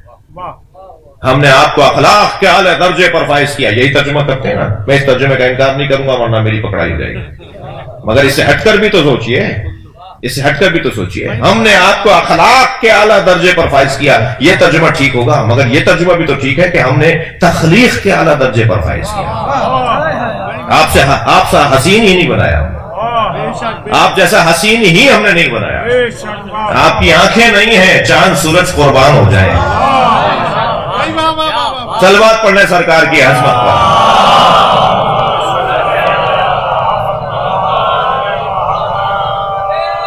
تو یہ حروف مقطعات نبی کی عظمت پر بھی ایک دلیل.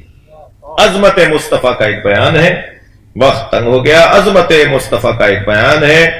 اور حضرت ابن عباس رضوان اللہ تعالی علیہ سے پوچھا گیا کہ آپ الف لام را کو کیسا دیکھ رہے ہیں؟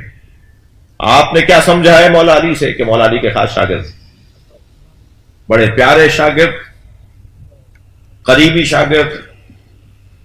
جب کسی نے کہا نا کہ علی اور ابن عباس، تو خبردار خبردار، مجھے اور میرے استاد میرے مولا کو برابر نہیں کرو. جب کسی نے کہا علی اور ابن عباس، تو علی اور ابن عباس نہیں بولا کرو. جس میں مولا نے ایک جگہ کہا ہے نا ندلنی الدہر علی و فلاں، مجھ پر میری سب سے بڑی مصیبت یہ ہے، اپنا مرثیہ پڑھ رہے ہیں علی، میری مصیبت یہ ہے کہ میرے نام کے ساتھ کسی اور کا نام لگا کے کہتے ہیں علی اور فلاں. تو مولا نے بھی جب علی اور فلاں کی بات ہوئی تو مولا نے اس پہ ناراضگی کا اظہار فرمایا. تو ابن عباس سے جب کسی نے کہا، ان کے سامنے کسی نے کہا علی اور ابن عباس، فرمایا نہیں، ایک قطرہ تصور کرو اور ایک سمندر کو تصور میں لاؤ. علی سمندر علم ہے اور میں قطرہ علم ہوں، اور میں خشک ہو جاؤں گا اگر سمندر کا حصہ نہیں بنوں گا. مولا کی عظمت پر صلوات دیا کریں.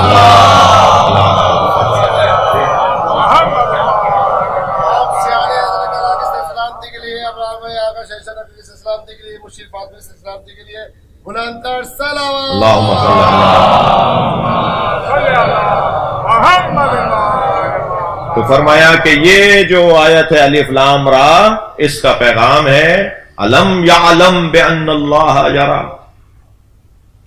الف سے مراد اللہ، لام سے مراد لی، اور را سے مراد ربی. اللہ لی ربی، اللہ میرا رب ہے. ہر شخص اس سے پیغام یہ لے کہ اللہ میرا رب ہے.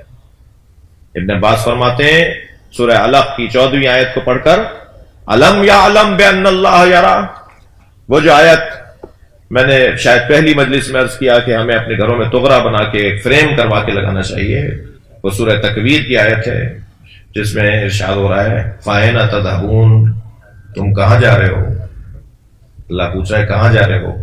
آتے جاتے قرآن کی آیت پوچھ رہی کہاں جا رہے ہو، جواب ہے تو جاؤ، ورنہ کہاں جا رہے ہو، کیوں جا رہے ہو، کہاں جا رہے ہو. ہمارے ہر قدم پہ اللہ ہم سے پوچھ رہا ہے کہاں جا رہے ہو. ایسے ہی یہ آیت بھی تغرا کروا کے لگانے کی ضرورت ہے جو ہمیں کنٹرول کرتی ہے. اور وہ آیت ہے الم یعلم بان اللہ یرا، کیا تم نہیں جانتے کہ اللہ تمہیں دیکھ رہا ہے. کیسی بولتی بھی آیت ہے، کیسا روشن پیغام ہے. آتے جاتے ہمارے اوپر اللہ کی طرف سے پیغام. توجہ، ابن عباس نے الف لام را کی یہ تفسیر فرمائی. بات تو یہاں مکمل ہو جانی چاہیے مگر اور وقت بھی ہو گیا. تلک آیات الکتاب المبین، جو الف لام را کے بعد والی آیت کا حصہ ہے، یعنی آیت کا حصہ تلک آیات الکتاب المبین، اس میں مجھے تقریباً 15 منٹ لگ جائیں گے، لہذا اجازت دیں کہ کل گفتگو آگے بڑھے. یا اللہ مہربانی مہربانی، موضوع سبحان رات دو انشاءاللہ. محمد وآل محمد صلوات.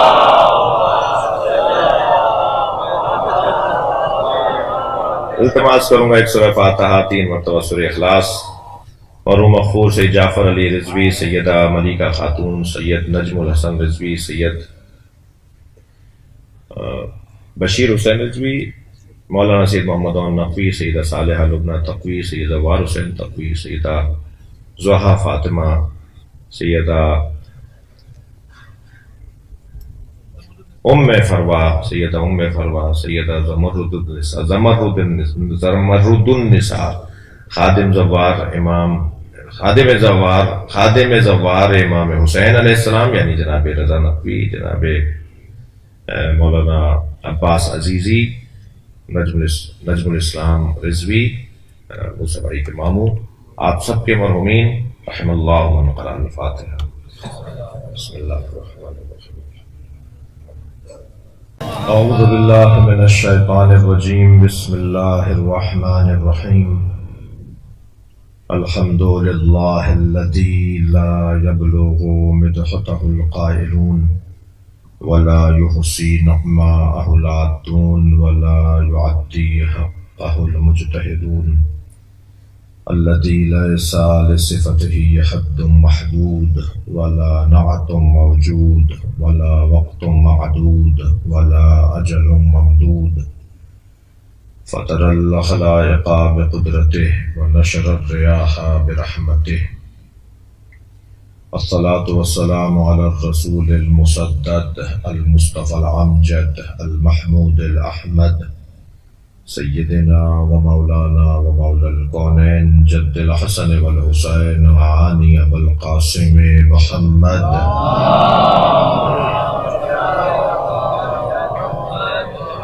آلہ الطیبین الطاہرین المعصومین الذین قال اللہ انما یرید اللہ لیذہب عنکم الرجس اہل البیت ویطہرکم تطہیرا۔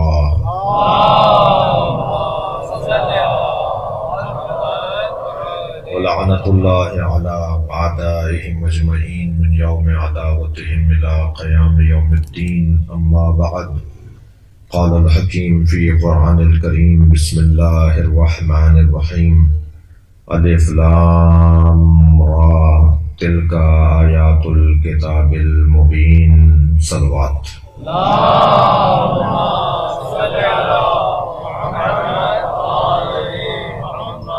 سورہ مبارکہ یوسف کی آج دوسری آیت ہمارے عقیدے کے مطابق ہے، اس لیے کہ بسم اللہ الرحمن الرحیم سورہ کا حصہ ہے اور پہلی آیت بسم اللہ ہے، اور دوسری آیت جسے آج تلاوت کیا ہے وہ قابل تدبر ہے، قابل تفحص ہے، اور تفسیر و تعویل کا ہم سے مطالبہ کر رہی ہے۔ آج کے بیان میں اس آیت کے پہلے حصے پر کچھ دیر زیادہ غور رہے گا، اور پھر دوسرا حصہ یعنی دوسری آیت کا دوسرا حصہ ہم آج مکمل کریں گے، اور آئندہ سے کوشش تو یہ ہوگی کہ ہر مجلس میں ایک سے زیادہ آیتوں پر غور کریں۔ اگرچہ اس ارادے پر قرآن سے معافی مانگوں گا، کیونکہ اس کا حق نہیں ہے کہ ہم جلدی جلدی گزریں، اس کا حق یہ ہے کہ ہم تدبر کریں، تفحص کریں، اور ایک آیت پر تو جتنا اس کا ہمارے اعتبار سے، کیونکہ ہر ایک کا اپنا میدان ہے اور اپنی اس کی طاقت ہے، تو ایک آیت پر میں ایک انتہائی مجبور طالب علم بھی ایک آیت پر ایک دن رہوں، یہ ناانصافی ہوگی۔ لیکن اس بات کا احساس بھی ہے کہ صرف 10 دن ہیں اور 112 آیتیں ہیں، اور یقیناً 10 سال تک کا تو بہت جلدی گزرنے پر بھی 10 سال تک کا دورانیہ چاہیے، یعنی تقریباً 10 عشرے چاہیے، تو 100 مجلسیں ہو جائیں گی، پھر جا کر ہم سورہ یوسف کو مکمل کر پائیں گے۔ اور یہ سوچ کر اس ارادے سے ہاتھ نہیں اٹھانا کہ 10 سال تک ہم زندہ رہیں گے یا نہیں، تو ہم بہت سارے کام اس ارادے کے تحت کر رہے ہوتے ہیں کہ ہمیں اس بات کا یقین ہوتا ہے کہ ہم نہیں ہوں گے، پھر بھی کر رہے ہوتے ہیں، تو ہمیں ارادہ ایسے ہی رکھنا چاہیے کہ کسی حد تک۔ تو بہرحال آج کے اس بیان میں اس سورہ کے شان نزول پر ہم تھوڑی دیر غور کرنا چاہیں گے، کیونکہ شان نزول مدد فراہم کرتا ہے کسی بھی واقعے کو سمجھنے میں۔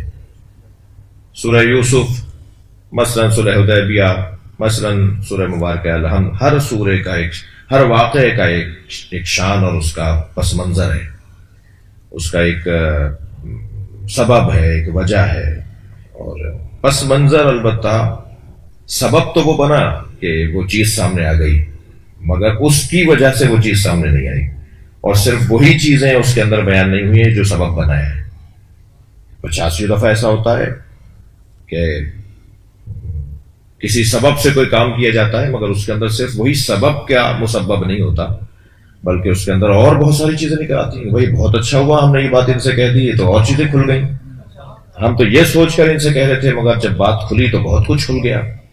تو ایسا ہی ہوا ہے، شان نزول زیادہ تر سبب ضرور بنا سورہ کے نازل ہونے کا اور آیت کے نازل ہونے کا، لیکن شان نزول میں محدود نہیں رہا وہ سورہ، مگر شان نزول بیان کرنے سے کچھ قریب آ جاتا ہے ذہن اس چیز کو سمجھنے میں جو چیز ہم سمجھنا چاہ رہے ہیں، جس چیز کو ہم بیان کرنا چاہ رہے ہیں۔ ہوا یہ تھا کہ حضرت ابراہیم کی نسل حضرت اسماعیل اور حضرت ابراہیم سے چلی، حضرت ابراہیم کی نسل حضرت اسماعیل اور حضرت اسحاق سے چلی۔ حضرت اسحاق سے تو انبیاء کرام کا تسلسل رہا، یعنی حضرت اسحاق کی اولاد میں حضرت یعقوب آئے، پھر حضرت یوسف آئے، حضرت موسیٰ، حضرت عیسیٰ، یہ سب حضرت یعقوب کی نسل سے آئے، معاف کیجیے گا، حضرت اسحاق کی نسل سے آئے، یعنی حضرت ابراہیم کے دو بیٹے حضرت اسحاق اور حضرت اسماعیل۔ ایک صلوات عطیہ کریں۔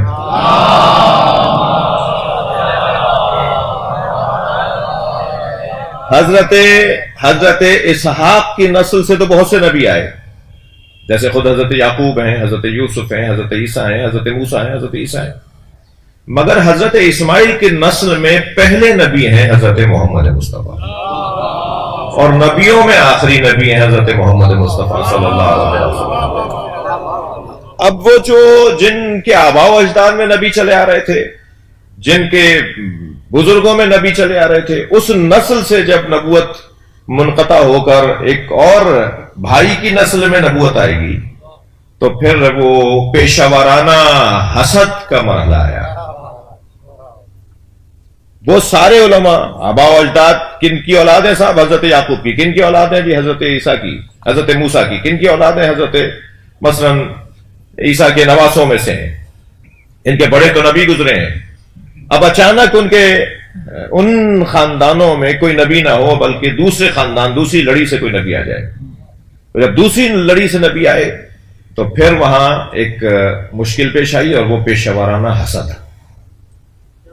میں ایک جملہ یہاں عرض کرنا چاہوں گا کہ حسد بھی مختلف ہوا کرتے ہیں، حسد بھی حسد ہیں، یعنی حسد اس ہی شعبے سے متعلق فرد کا حسد بنتا ہے، جو اس شعبے سے ہی تعلق نہیں رکھتا اس کا اس سے حسد کیا بنتا ہے؟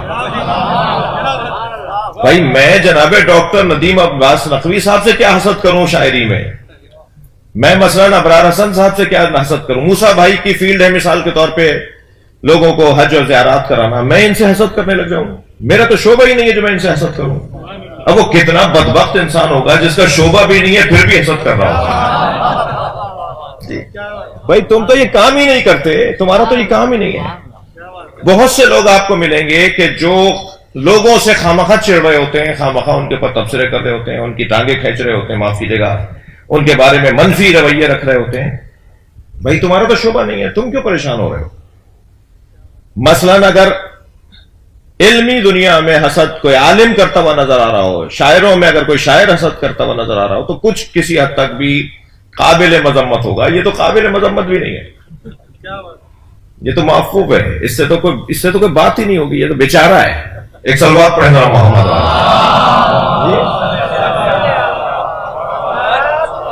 شاید ماہ رمضان ہے، شاید میں اس میں کوئی پیغام دے گیا اپنے بچوں کو کہ بھائی کم سے کم یہ بھی سوچ لو کہ یہ تمہارا شعبہ ہی نہیں تھا، تمہیں کیا پریشانی ہو رہی ہے، تم اس سے کیوں جل رہے ہو، تمہارا تو موضوع ہی نہیں ہے یہ۔ حضرت اسحاق کی نسل سے جو یہودی تھے وہ اس بات پر حسد کرنے لگے کہ ہمارے آباء و اجداد سے جو نبوت کا سلسلہ تھا وہ منقطع ہو کر حضرت اسماعیل کی نسل میں نبوت کیسے آ گئی، اور اب جو نبی مکرم کے ساتھ دشمنیاں ہوئیں اس کا سبب میرے بچوں پہ روشن ہوا۔ صلوات پڑھنے میں محمد وآلہ۔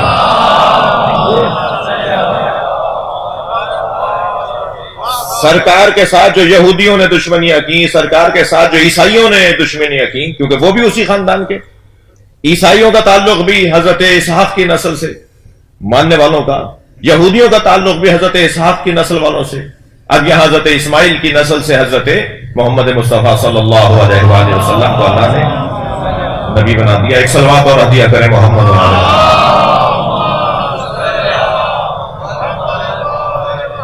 لہذا حسد ہونے لگا اور سرکار کے امور میں، آپ کی تبلیغ کے امور میں شدید قسم کی رکاوٹیں ڈالی جانے لگیں، اور یہاں تک اب عالم عالمانہ حسد کرے، شاعر شاعرانہ حسد کرے، اگرچہ میں حسد کی ترغیب نہیں دے رہا لیکن کم سے کم شایان شان تو ہو، حسد بھی ہو تو شایان شان ہو۔ اب جب عالم کسی سے عالمانہ حسد کرے تو کوئی بات تو لے کر آئے، کوئی علمی بات تو کرے۔ تو انہوں نے کیا علمی بات کی سرکار کے مقابلے میں؟ شان نزول بیان کرنے جا رہا ہوں، سورہ یوسف کا شان نزول۔ ہمارے دوست دور سے تشریف لے کر آئے، کچھ آگے تشریف لے آئیے، ایک صلوات ہدیہ کرتے ہیں محمد وآلہ۔ اس سے بہتر صلوات۔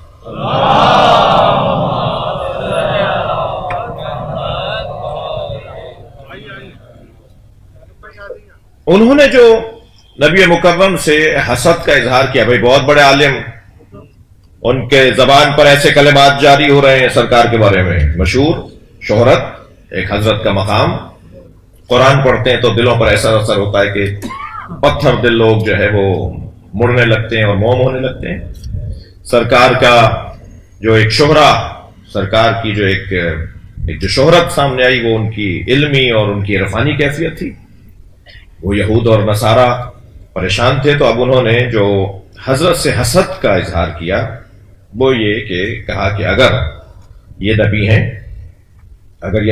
اگر یہ وہاں سے پڑھ کر آئے ہیں، اگر یہ اللہ کے شاگرد ہیں، یا اگر اللہ نے انہیں بھیجا ہے، تو پھر ان سے 3 باتوں کے بارے میں پوچھا جائے۔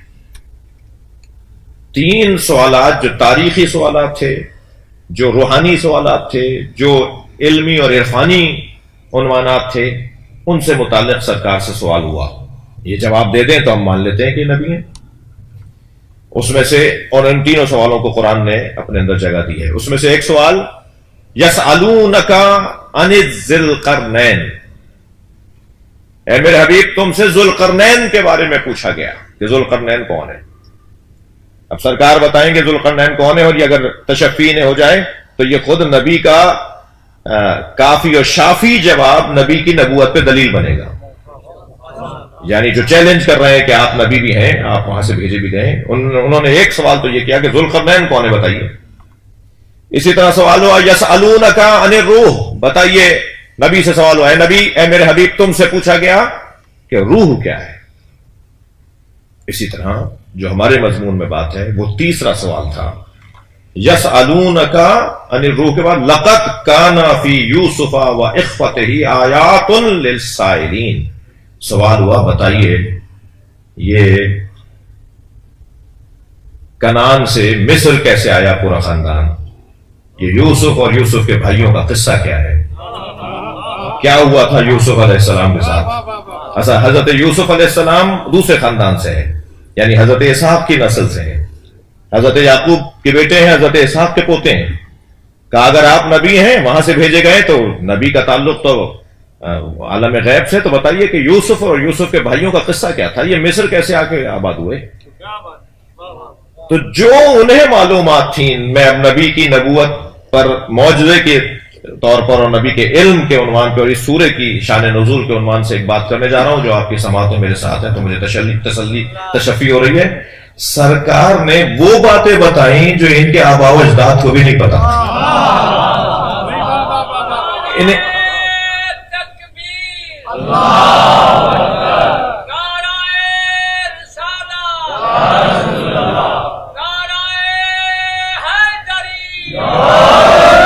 بلند تر صلوات پڑھیں گے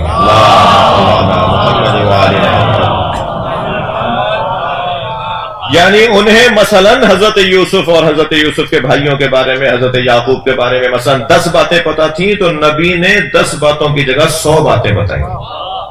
قرآن میں صرف 2 سورے ہیں جو پورے ایک ساتھ دفعتاً ایک دم ایک وقت میں نازل ہوئے ہیں، ورنہ سورے آیات اس کی مختلف اوقات میں نازل ہوتی رہی اور ایک وقت لگا پورا سورہ کو پورا ہونے میں، سورے کو مکمل ہونے میں ایک وقت لگا۔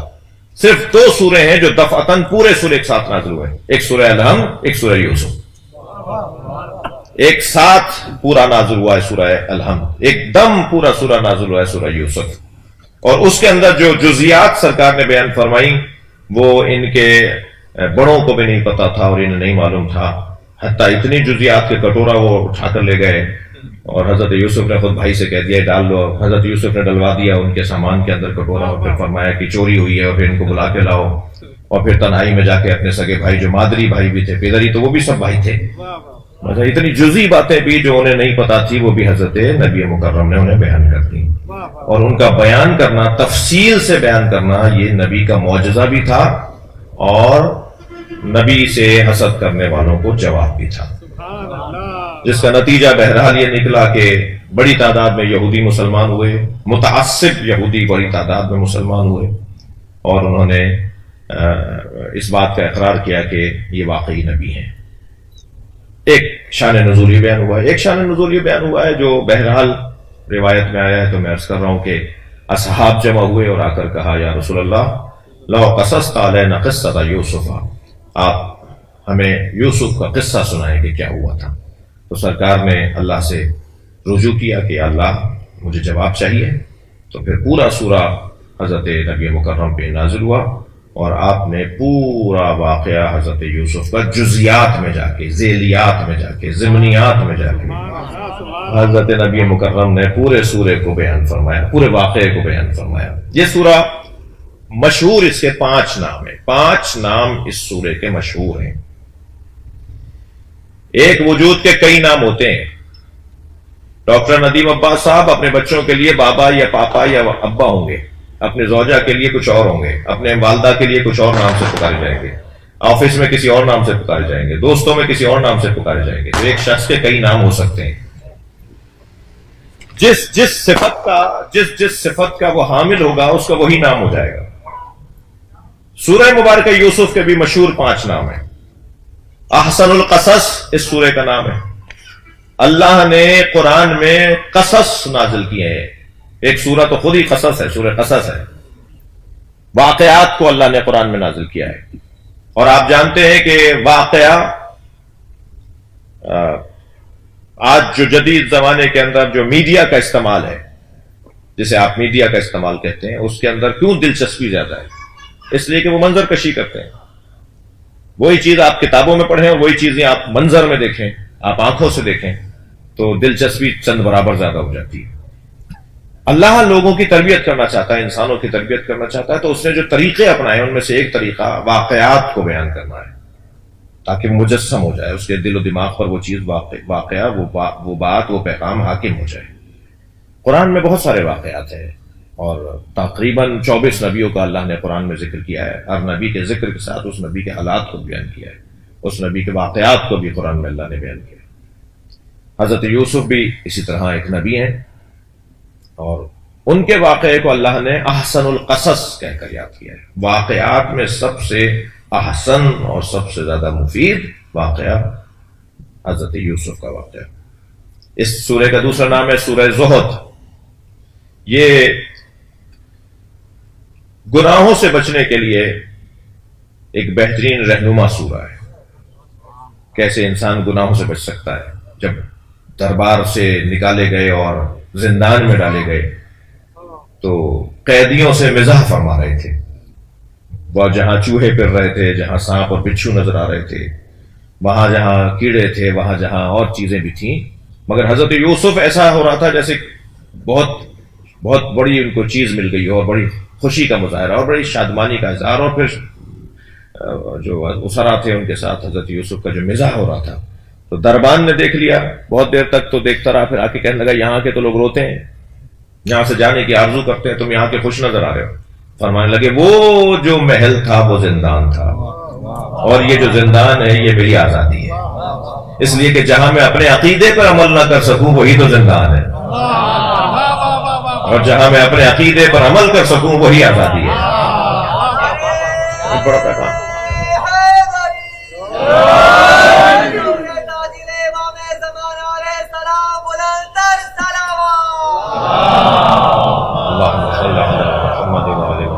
गुनाहों से बचने के लिए सूरह ज़ुहद इसको इसलिए कहा जा रहा है कि गुनाहों से बचने का तरीका इसके अंदर है। अब वो 7 दरवाजों में हजरत यूसुफ को ले जाया गया, बाहर से ताले डाल दिए गए, आखिरी कमरे के अंदर जुलेखा मौजूद हैं। ये सारे वाकयात आगे की आयात में आने हैं।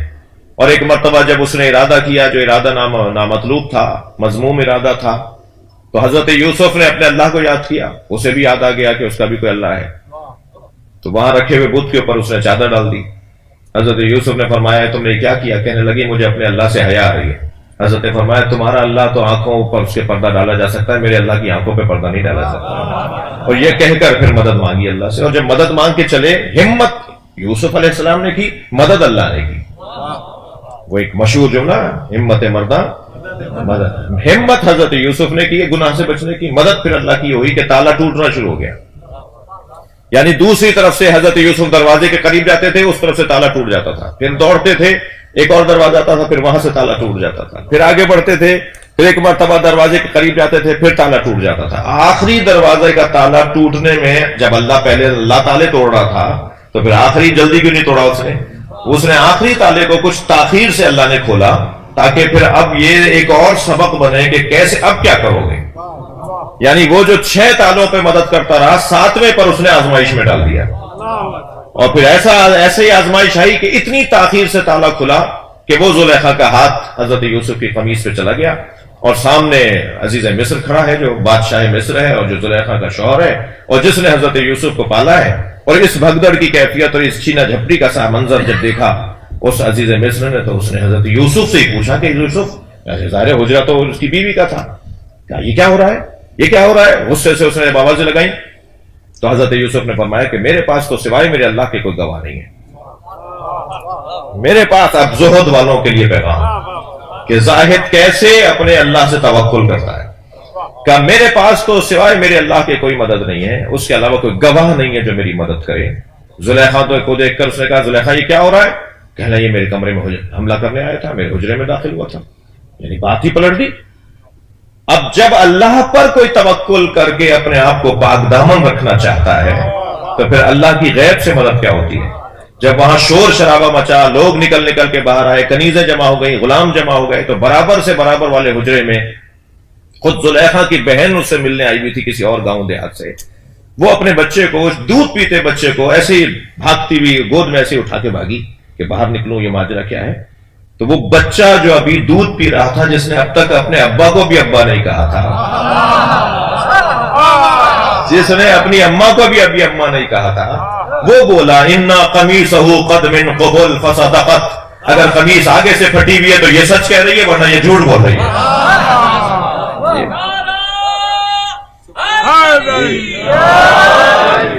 لیکن کیا کریں کہ عزیز مصر پر یہ تو روشن ہو گیا کہ میری زوجہ ہی قصوروار ہے, مگر دنیا کو کیا بتائیں, اپنے زوجہ کے عیب کیسے بتائیں؟ ہمیشہ زور بڑے لوگوں کا غریبوں پر ہی چلتا ہے. کیسے اپنی زوجہ کے لیے کہیں کہ میری زوجہ نے ایسا کیا تھا؟ حضرت یوسف کو اس جرم میں جانتے ہوئے کہ جرم مجرم نہیں ہے یوسف, تو آپ اور ہم ایک جملہ کہتے ہیں, سنتے ہیں کہ دین پر دنیا بھاری, دنیا کو بھاری کر دیا دین پر. دین کہہ رہا تھا کہ زوجہ قصوروار ہے, دنیا کہہ رہی تھی کہ یوسف قصوروار, تو دین پر دنیا کو بھاری کر دیا. اور دین پر جو دنیا کو بھاری کرتے ہیں پھر وہ نبیوں کے مجرم ہو جاتے ہیں. بھائی صلوات پڑھ لیں محمد و آل محمد.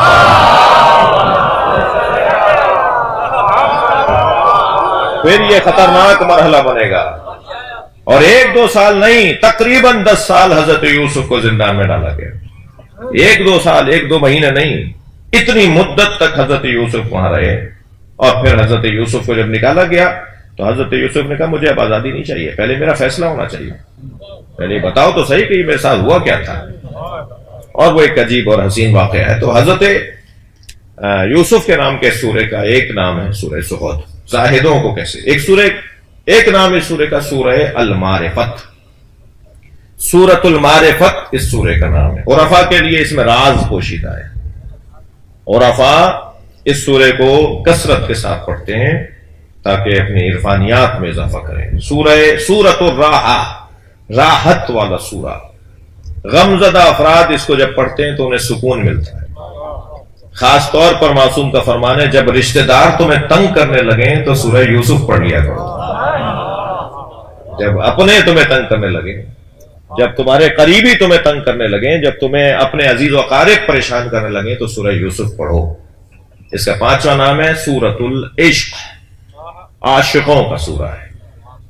ایک عشق مجازی کی داستان ہے اس میں, ایک عشق حقیقی کی داستان. اس میں عاشقوں کی داستان ہے, کیسے عشق مجازی کا شکار ہوتا ہے اور کیسے عشق حقیقی کا عاشق شکار ہوتا ہے. یہاں عاشقوں کا ذکر ہے. اس سورے کے اندر 3 موضوعات, محوری موضوعات ہیں. سب سے پہلا محوری موضوع اس کے اندر ولایت خدا, خدا بھی ہے یہ سورہ بتاتا ہے. صلوات پڑھنے والا محمد و آل محمد. ولایت خدا کا پیغام اس سورے میں. تعویل خواب ایک پوری حقیقت ہے، ایک واقعیت ہے. سوتے میں جو نظر آتا ہے اس کی کوئی حیثیت ہے. یہ جو رویا ہے، جو خواب ہے، اس کی پھر قسمیں بیان ہوں گی جب میں آگے آؤں گا، جب خواب کی بات آئے گی. خواب کی کتنی قسمیں ہیں، کون سا خواب سچا خواب ہے اور کون سا خواب جھوٹا خواب ہو سکتا ہے. خواب کی قسمیں. تو یہ تعویل خواب اور خواب میں پیغامات پائے جاتے ہیں، کیونکہ اس میں جو حضرت یوسف نے بیان فرمایا اس قالا، اللہ کہہ رہا ہے اس قالا یوسف لابیہ یا ابت انی رأیت 11 کوکبا والشمس والقمر رأیتهم لی ساجدین. بابا میں نے خواب دیکھا ہے کہ 11 ستارے 11 ستارے مجھے سجدہ کر رہے ہیں اور شمس و قمر بھی مجھے سجدہ کر رہے ہیں، میں یہ دیکھ رہا ہوں. اس خواب کی تعبیر کیا ہے، جس پہ حضرت یعقوب نے پھر فرمایا کہ بیٹا یہ خواب کسی کو بتانا نہیں. پھر وہ جب ہم اس مرحلے پر آئیں گے تو خواب کے کچھ احکامات ہیں، ہر ایک کو خواب بتایا نہیں جاتا اور اہل ہی کو ڈھونڈنا ہوتا ہے کہ خواب کی تعبیر وہ کیسے بتائے گا. جب ہم وہاں پہنچیں گے تو پھر یہ بات کریں گے. تو دوسرا اس سورہ کا جو محوری عنوان ہے وہ ہے تعبیر خواب. تیسرا عنوان اس کا درس عفت. اس میں عفت و پاک دامنی کے حوالے سے گفتگو ہے، اللہ نے پیغام نازل کیے ہیں. اور چوتھا عنوان اس کا ہے مہارت اور ذمہ داری، اہلیت قابلیت اور اس قابلیت کی ادائیگی. جی بہت سے لوگوں میں اہلیت ہوتی ہے مگر اس کو ادا کرنے کے وہ لائق نہیں ہوتے. جی یہ ڈاکٹر ہے مگر سست ہے، یہ عالم ہے مگر جواب دینے جانتا بہت کچھ ہے مگر جواب دیتے ہوئے اس کے چہرے پہ بل آ جاتا ہے. تو یہ دو علیحدہ باتیں ہیں. جی یہ بہت بڑا عالم ہے، اس کے سینے میں سمندر علم پوشیدہ ہے مگر مسئلے کا جواب دیتے وقت چڑھتا ہے. تو قابل ہونا اور ہے اور ذمہ دار ہونا اور ہے. اس سورے کے اندر حضرت یوسف سے متعلق یہ پیغام بھی ہے کہ قابلیت کو ذمہ داری کے ساتھ اگر لیا جائے تب یوسف علیہ السلام کا کردار بنتا ہے. بہت سارے لوگ ہوتے ہیں قابل ہوتے ہیں مگر ذمہ دار نہیں ہیں. میرا کیا واسطہ، میں ہی کیوں؟ بھائی تمہارے پاس اتنا علم ہے، تمہارے پاس اتنی معلومات ہے، تم یہ کر سکتے ہو، تم وہ کر سکتے ہو. تو اس سورے کے اندر قابلیت اور ذمہ داری کا پیغام یہ سورے کے محوری پیغامات. اور جو کلی پیغام ہے وہ تو اس کا تربیت بشر ہے، انسانوں کی تربیت کے لیے اللہ نے اس سورے کو نازل کیا ہے. اب آ جائیے، ہم آغاز کر رہے ہیں آیت کا. الف لام را تلک آیات الکتاب المبین. الف لام را. میں بہرحال بہت نا انصافی کروں اپنے ساتھ اپنے آپ سے، تو اب بھی مجھے کوئی 20 منٹ حروف مقطعات پہ بولنے دیجیے، ورنہ میں جب تیاری کر رہا تھا اور مختلف تفسیروں کو دیکھ رہا تھا تو اس پر اگر دیکھا جائے تو شاید 3-4 مجلسیں صرف حروف مقطعات ہونی چاہیے. یہ حروف مقطعات کیا ہیں؟ الف لام را کاف ہا یا عین صاد الف لام میم. یہ جو حروف مقطعات ہیں یہ قرآن مجید کے اندر پروردگار عالم نے 29 سوروں کا آغاز حروف مقطعات سے کیا ہے. جی 114 سوروں میں سے 29 سوروں کا آغاز اللہ نے حروف مقطعات سے کیا ہے. ولائی سماعتیں رکھنے والے مجلسی لوگ بیٹھے ہیں تو یہی ایک بات کر دیتا ہوں. 29 سوروں میں جو اللہ نے حروف مقطعات کو نازل کیا، ان میں سورہ بقرہ ہے، سورہ آل عمران ہے، سورہ عنکبوت ہے، سورہ روم ہے، سورہ لقمان ہے، سورہ سجدہ ہے، سورہ اعراف ہے، سورہ یونس ہے، سورہ ہود ہے، سورہ یوسف ہے، سورہ یاسین ہے، سورہ صاد ہے، سورہ غافر ہے، سورہ فصلت ہے، سورہ شورى ہے، سورہ زخرف ہے، سورہ دخان ہے، سورہ جاسیہ ہے، سورہ احقاف ہے، سورہ قاف ہے، سورہ القلم ہے. یہ 29 سورے ہیں کہ جن کا آغاز حروف مقطعات سے ہوا ہے. حروف مقطعات جو اللہ نے قرآن میں نازل کیے ہیں، ان کے مقررات کو اگر تکراری حروف کو کم کر دیا جائے، ہٹا دیا جائے، یعنی ایک ہی راہ لے لیں. حروف مقطعات میں مثال کے طور پہ 4 جگہ راہ آیا ہو، الف 4 جگہ آیا ہو، 5 دفعہ سواد آیا ہو، مثال دے رہا ہوں، تو ان 5 کو ایک کر دیں، یعنی تکرار کو ختم کر کے مقررات کو ختم کر دیں تو 14 حروف بنتے ہیں. صلوات ہدیہ کریں چاہتا معصومین.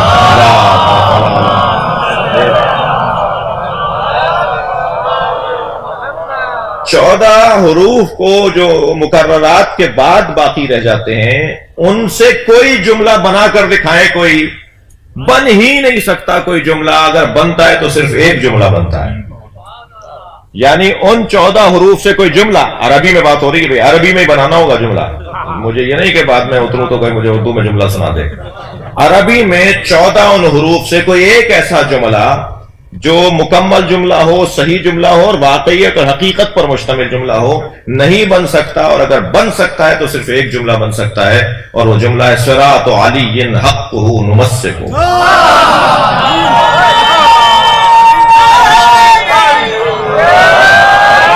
صراط علی حقا نمسکہ, علی کا رستہ ہی حق ہے جسے ہم نے پکڑا ہوا. صلوات پڑھنے محمد و آل محمد.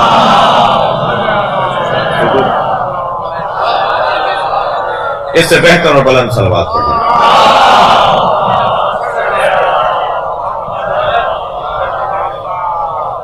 توجہ کر لیا آپ نے. حروف مقطعات کو مقطعات کیوں کہتے ہیں؟ اس کا وجہ تسمیہ کیا ہے؟ اس کو کوئی اور نام کیوں نہیں دیا؟ حروف تہجی نام دے دیتے, اسے کوئی اور نام دے دیتے, مگر حروف مقطعات کو حروف مقطعات کیوں کہا جاتا ہے؟ اس کے 2 روشن سبب بیان ہوئے ہیں. اچھا, میں پڑھ رہا ہوں, نتیجہ تو شاید بعض جگہ میرا نکلے, میں اپنا نتیجہ دے رہا ہوں, وہ علیحدہ بات ہے, لیکن مطلب کہیں سے پڑھا ہوا ہے. حروف مقطعات کو مقطعات کہتے ہیں. اس کا پہلا سبب تو یہ کہ اسے ہم الف لام میم کو علم نہیں پڑھ سکتے, الف لام را کو الر نہیں پڑھ سکتے. سورہ شروع کریں الر پڑھ کے, الف لام را کو الر بھی تو کر سکتے ہیں آپ, الر الر الر مثلا, کوئی آپ جوڑ کر ان حروف کو نہیں پڑھ سکتے, انہیں قطع کر کے پڑھنا ہوگا. مقطعات یعنی ان کو قطع کر کے توڑ کے پڑھنا ہے, اس لیے اسے مقطع کہتے ہیں, قطع شدہ. الف لام را الر نہیں کہہ رہے, الف لام میم علم نہیں پڑھ رہے. الف لام لکھے جائیں گے الر, لکھا جائے گا علم. آپ جا کے دیکھ لیجئے اس سورہ کے آغاز میں الف لام میم جہاں لکھا ہوا ہے, الف لام میم جڑا ہوا لکھا ہوا ہے, توڑ کے نہیں لکھا ہوا. لیکن پڑھیں گے آپ الف لام میم ذالک الکتاب لا ریب مثلا, یا اس سورہ کے آغاز میں الف لام را, کیونکہ اس سورہ کے آغاز میں حروف مقطعات سے 3 حرفوں سے سورہ شروع ہو رہا ہے, تو ایک تو توڑ کر اسے پڑھا جاتا ہے, اس لیے اسے حروف مقطعات کہا جاتا ہے. دوسرا, فہم بشر منقطع ہے اس کے سمجھنے میں. ہم نہیں سمجھ پا رہے کہ یہ کیا مطلب ہے. اگر میری بات پر تصدیق چاہیے ہو تو ابھی مجلس کے بعد قرآن کھولیے گا, اور جتنے بھی مترجمین ہیں قرآن کے جا کر دیکھ لیجئے گا, انہوں نے الف لام میم کے نیچے الف لام میم ہی لکھا ہوا ہے. انہوں نے الف لام را کے نیچے الف لام را ہی لکھا ہوا ہے. انہوں نے الف لام را کا ترجمہ بھی نہیں کیا, کاف ہا یا عین صاد کا ترجمہ بھی نہیں کیا. جو اوپر لکھا ہوا ہے وہی نیچے ترجمے میں بھی لکھا ہوا ہے, اس لیے کہ وہ سمجھ ہی نہیں رہے, وہ جان ہی نہیں رہے کہ الف لام میم کیا ہے. تو ذہن بشر اور فہم بشر کو اس سے منقطع کر دیا گیا, اس وجہ سے اسے حروف مقطعہ کہا جاتا ہے. اور مقطعہ کی جمع ہے, اسے حروف مقطعات کہا جاتا ہے. یہ حروف مقطعات کو 29 سوروں کے آغاز میں اللہ نے کیوں رکھا؟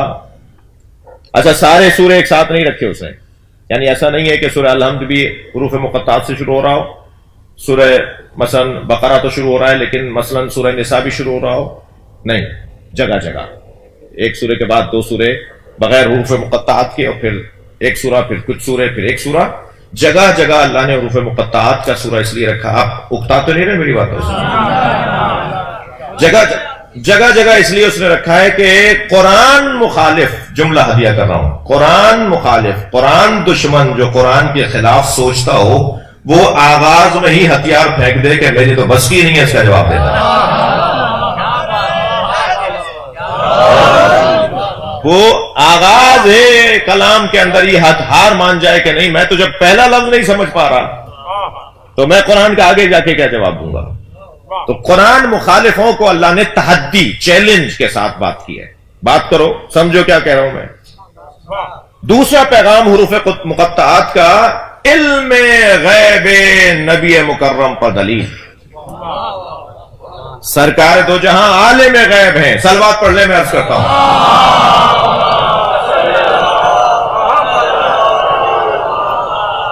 مجھے اندازہ ہے یہ ریکارڈ ہو رہا ہے اور یہ جا بھی رہا ہے، پوری دنیا سن رہی ہے اور مسلسل میں پیغام بھی آنا شروع ہو گئے ہیں اور اچھے پیغام آنا شروع ہو گئے ہیں اور کوئی وہ بھی ہمیں سن رہے ہیں جو اکثر ہمیں ڈھونڈ رہے ہوتے ہیں. تو ہم چاہتے بھی ہیں کہ وہ ہمیں ڈھونڈیں. اور میں ایک جملہ کئی جگہ کہہ چکا ہوں، یہاں تکرار کر رہا ہوں کہ جو ہمیں ڈھونڈ رہے ہوتے ہیں نا، صبح کھانے وال ہوتا ہے، رات حیدرآباد ہوتا ہے. تو میں ان کو بتانا چاہ رہا ہوں میں تو آسمانوں میں جانا چاہتا ہوں، تو میں زمین میں گاڑ کے جاؤں گا.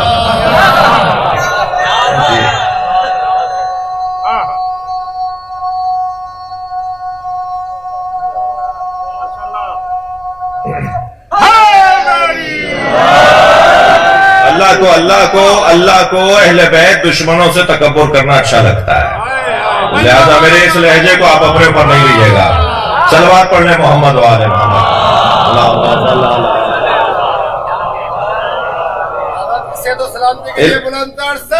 آپ سب کی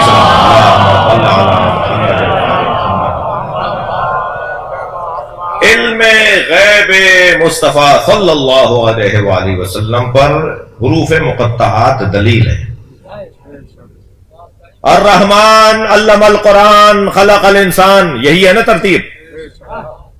وہ رحمان جس نے قرآن کا علم دیا اور پھر انسان کو خلق کیا. انسان پہلے خلق ہوتا پھر تعلیم دی جاتی. یہ خلق سے پہلے تعلیم کس کو دے گی؟ یہ ابھی خلق ہی نہیں ہوا، ابھی دنیا میں نہیں آیا، ابھی مخلوق نہیں بنا، تو نے کسی کو علم بھی دے دیا. وہ کون ہے کہ جسے خلق ہونے سے پہلے علم دیا گیا ہے؟ ابھی وہ حضرت آمنہ کی گود میں نہیں آئے ہیں مگر اللہ کے پڑھے ہوئے شاگرد ہیں. وہ جو اللہ سے پڑھنے والا وجود ہے وہ غیب سے ہی تو علم لے کر آ رہا ہے. جس کے علم کو علم لدنی کہا جاتا ہے، جس کے علم کو علم وحبی کہا جاتا ہے، جس کے علم کو علم غیبی کہا جاتا ہے، وہ وہاں سے پڑھ. نحن تلامذ اللہ، ہم اللہ کے شاگرد ہیں. اچھا کسی کو مصطفیٰ سرکار سمجھ میں آ جائیں گے تو علی خود سمجھ میں آ جائے گا، مگر یہ پورا گھرانہ یہ کہتا ہوا نظر آتا ہے کہ ہم اللہ کے شاگرد ہیں. اللہ نے ہمیں پڑھا کر بھیجا ہے. ایک جگہ سرکار فرماتے ہیں علمنی ربی ثم ارسلنی، اللہ نے پہلے مجھے پڑھایا ہے پھر بھیجا ہے. اور ایک جگہ اور ارشاد فرمایا علمنی ربی ثم خلقنی، اللہ نے پہلے مجھے پڑھایا ہے پھر خلق کیا ہے. تو یہ خلق ہونے سے پہلے، مخلوق ہونے سے پہلے اللہ کے شاگرد ہیں. اس کو کہتے ہیں، اس کیفیت کو کہتے ہیں علم لدنی، علم غیبی، علم وحبی. کچھ گفتگو آپ کی میری کہیں رازدارانہ رہی ہو، کچھ یا آپ کی میری ذاتی گفتگو ہو اور کہیں مجمع میں مجھے یاد آ جائے کہ میں آپ کو وہ یاد دلا دوں، اور وہ مجمع میں سنانے کی بات نہ ہو، تو میں آپ سے اشارے میں بات کروں گا جو آپ ہی سمجھیں گے. اور یہ اشارہ خود دلیل ہوگا کہ اس اشارے سے پہلے کوئی رازدارانہ مرحلہ تھا، کوئی غیبی کیفیت تھی کہ جہاں یہ باتیں ہوئی تھی جو آج صرف اشارے میں بات ہو رہی ہے. الف لام را امت کو سمجھانے کے لیے نازل ہی نہیں ہوا. یہ تو نبی سے اللہ بات کر رہا ہے، اور یہ نبی سے راز میں بات کرنا بتایا جا رہا ہے کہ یہ رازدار ہیں، یہ غیب سے جڑے ہوئے ہیں. امت کو نہیں سمجھ میں آئے گی یہ بات کہ الف لام را کیا ہے اور کاف یا عین صاد کیا ہے اور الف لام میم کیا ہے. امت کو نبی کے علم غیب پر خود حروف مقطعات دلیل ہے. جبریل سرکار کو قرآن سنانے آئے تھے، پڑھانے نہیں آئے تھے. اگر پڑھانے آئے تھے تو جبریل خود بتائیں الف لام میم کیا ہے. جبریل خود بتائیں، علیہ السلام خود بتائیں کہ کاف یا عین صاد کیا ہے. جبریل پڑھانے نہیں آئے، جبریل سنانے آئے تھے. جبریل کو دیا گیا جا کے پہنچا دو، وہ بھی پروٹوکول اور آداب اور تہذیب کا حصہ تھا. ورنہ جو وہاں بغیر جبریل کے جا سکتا ہے وہ وہاں سے قرآن بغیر جبریل کے لے بھی سکتا ہے. پروٹوکول، آداب، تہذیب، ادب، احترام، تقاضے. جی جناب ابرار حسن صاحب مجھے اگر نہیں بلاتے تو کیا میں نہیں آتا؟ میں آ جاتا. پہلے سے طے ہوا ہے کہ مثلاً مجھے، لیکن ایک طریقہ کہ آواز دی جا رہی ہے، بلایا جا رہا ہے، کہا جا رہا ہے کہ اب میں انہیں بلاتا ہوں، تو یہ ایک طریقہ ہے، ادب ہے. معراج پہ سرکار 100 سے زیادہ دفعہ گئے، مگر قرآن میں ایک معراج کا ذکر ہے، اس لیے کہ وہ آفیشل سفر تھا، وہ سرکاری سفر تھا. جو سرکاری سفر ہوا ہے وہ پروٹوکول کے ساتھ ہوا ہے، وہ ادب احترام کے ساتھ ہوا ہے، ورنہ یہ جب چاہتے تھے چلے جاتے تھے. علامہ ذیشان اظہر جوادی تو 2 مصروں میں یوں بیان کرتے ہیں کہ ایک شب کا ذکر کیا ہے جانے والے عرش پر، ایک شب کا ذکر کیا ہے جانے والے عرش پر، تیری ساری زندگی معراج ہی معراج ہے. جب چاہتے تھے چلے جاتے تھے. تو نبی کے علم غیب اور عالم غیب سے نبی کا تعلق یہ حروف مقطعات کے ذریعے سے زیادہ روشن ہو جاتا ہے. الف لام را، پہلا حرف سورہ مبارکہ یوسف کا. میرے پاس 5-8 منٹ ہیں، کوشش یہی ہے کہ 10 بجے بات مکمل ہو جائے. الف لام را، پہلی آیت. اچھا، ایک اور لطیف بات مجھے احساس ہو رہی ہے کہ یہ جو الف لام را، یہ وہ عاشق اور معشوق کی گفتگو بھی ہے. اب یہ طے کرنا مشکل ہے کہ عاشق اللہ ہے یا عاشق نبی ہے. جی یہ مشکل ہے، بلکہ میں اور اپنے لفظ کو بہتر کہوں، پورا قرآن عاشق اور معشوق کی گفتگو ہے. اب یہ میری مشکل ہے، یعنی آپ کی، میری مشکل، ہماری مشکل ہے کہ لفظ عشق کو کچھ ناکام عاشقوں نے اتنا بدنام کر دیا کہ ہم ممبر پہ ہی لفظ عشق نہیں بولتے. جیسے کچھ لفظ سیاست کو ناکام سیاستدانوں نے اتنا استعمال کیا کہ ہم سیاست، اگر مجلس میں لفظ سیاست بھی بولتے تو کہتے ہیں مولوی سیاسی ہے، جبکہ سیاست سے بڑی تو عبادت کوئی نہیں ہے. جو مخلوق الہی کے امور کی تدبیر کرے اسے سیاستدان کہا جائے. یہی تعریف ہے نا سیاست کی. سیاست کی تعریف یہ ہے کہ امور مخلوق کے امور کی تدبیر کرنے والے کو سیاستدان کہا جاتا ہے. صلوات پڑھنے میں محمد والے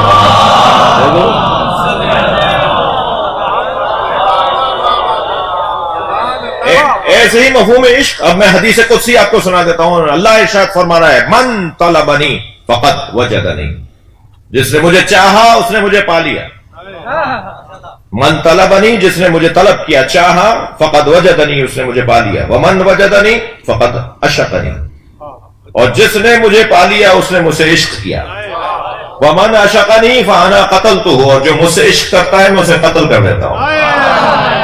ومن انا قتلتہ فعلی دیتہ، اور جسے میں قتل کروں گا اس کی دیت بھی مجھ پہ واجب ہوگی.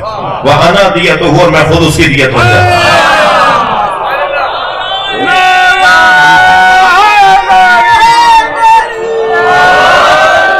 پھر اس کا ہاتھ، اس کا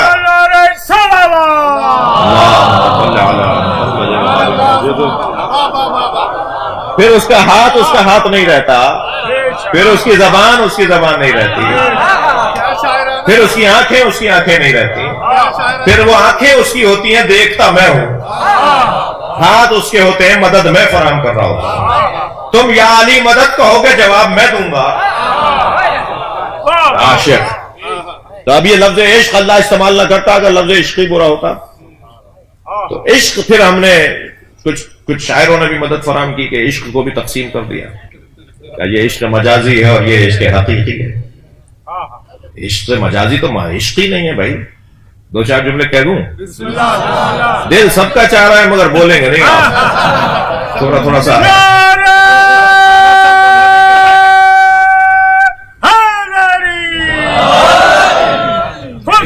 محمد علیہ السلام بابا سے بلند نعرہ سلام.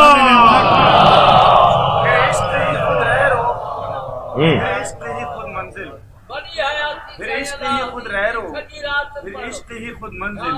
اس کام میں مشکل ہے بس پہلا قدم رکھنا. واہ، عشق مجازی میں معشوق کو پا لینا کمال ہے، عشق حقیقی میں معشوق کو پا لینا آغاز ہے۔ ابھی تو بات شروع ہوگی، اور عشق مجازی ہے ہی نہیں، وہ عشق نہیں ہے، وہ دھوکہ ہے، فریب ہے، سراب ہے، لیکن عشق حقیقی واقعی عشق حقیقی ہے۔ اس کائنات میں توجہ، اس کائنات میں اللہ کو مصطفیٰ سے عشق ہوا تو کائنات بنا دی، حسین کو اللہ سے عشق ہوا تو کائنات لوٹا دی۔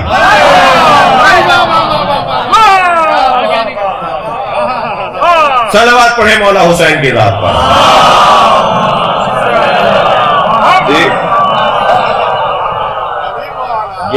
یہ سارا معاملہ عشق ہے۔ اور پھر علامہ اقبال کے اوپر اگر چلے جائیں کہ علامہ اقبال نے عشق کو کیسے دیکھا، کہتے ہیں کہ توجہ، عشق پر اعمال کی بنیاد رکھ، عقل کو تنقید سے فرصت نہیں۔ علامہ اقبال کہہ رہے ہیں عشق پر اعمال کی بنیاد رکھ، عقل کا کام تو ان من نکالنا ہے۔ صلوات پڑھنے ذرا محمد بے خطر کود پڑا آتش نمرود میں عشق۔ علامہ اقبال بے خطر کود، یہ حضرت ابراہیم نہیں کود رہے تھے، عشق کود رہا تھا۔ بے خطر کود پڑا آتش نمرود میں عشق، عقل ابھی محو تماشائے لبے بام رہی۔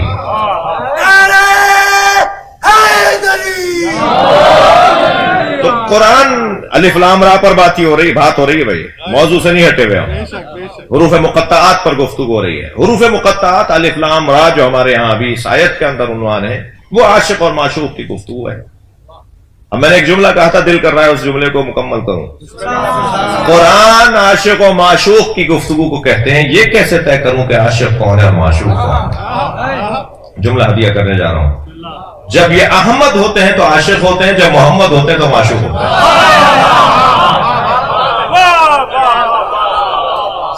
سرکار کبھی یہاں سے عشق کا انداز ہے، کبھی وہاں سے عشق کا انداز۔ انک لعلی خلق عظیم ہے، یہ خلق عظیم ہے، خلق ہے، خلق لام پہ پیش ہے۔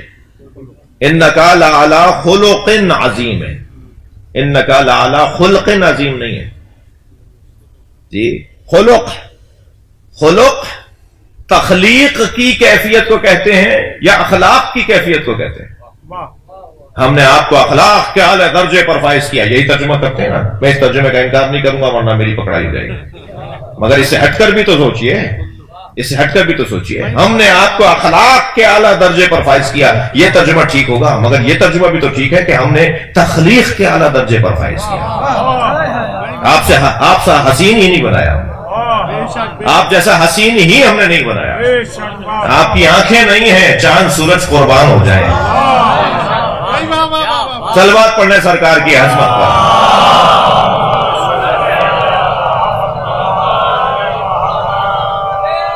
تو یہ حروف مقطعات نبی کی عظمت پر بھی ایک دلیل، عظمت مصطفیٰ کا ایک بیان ہے۔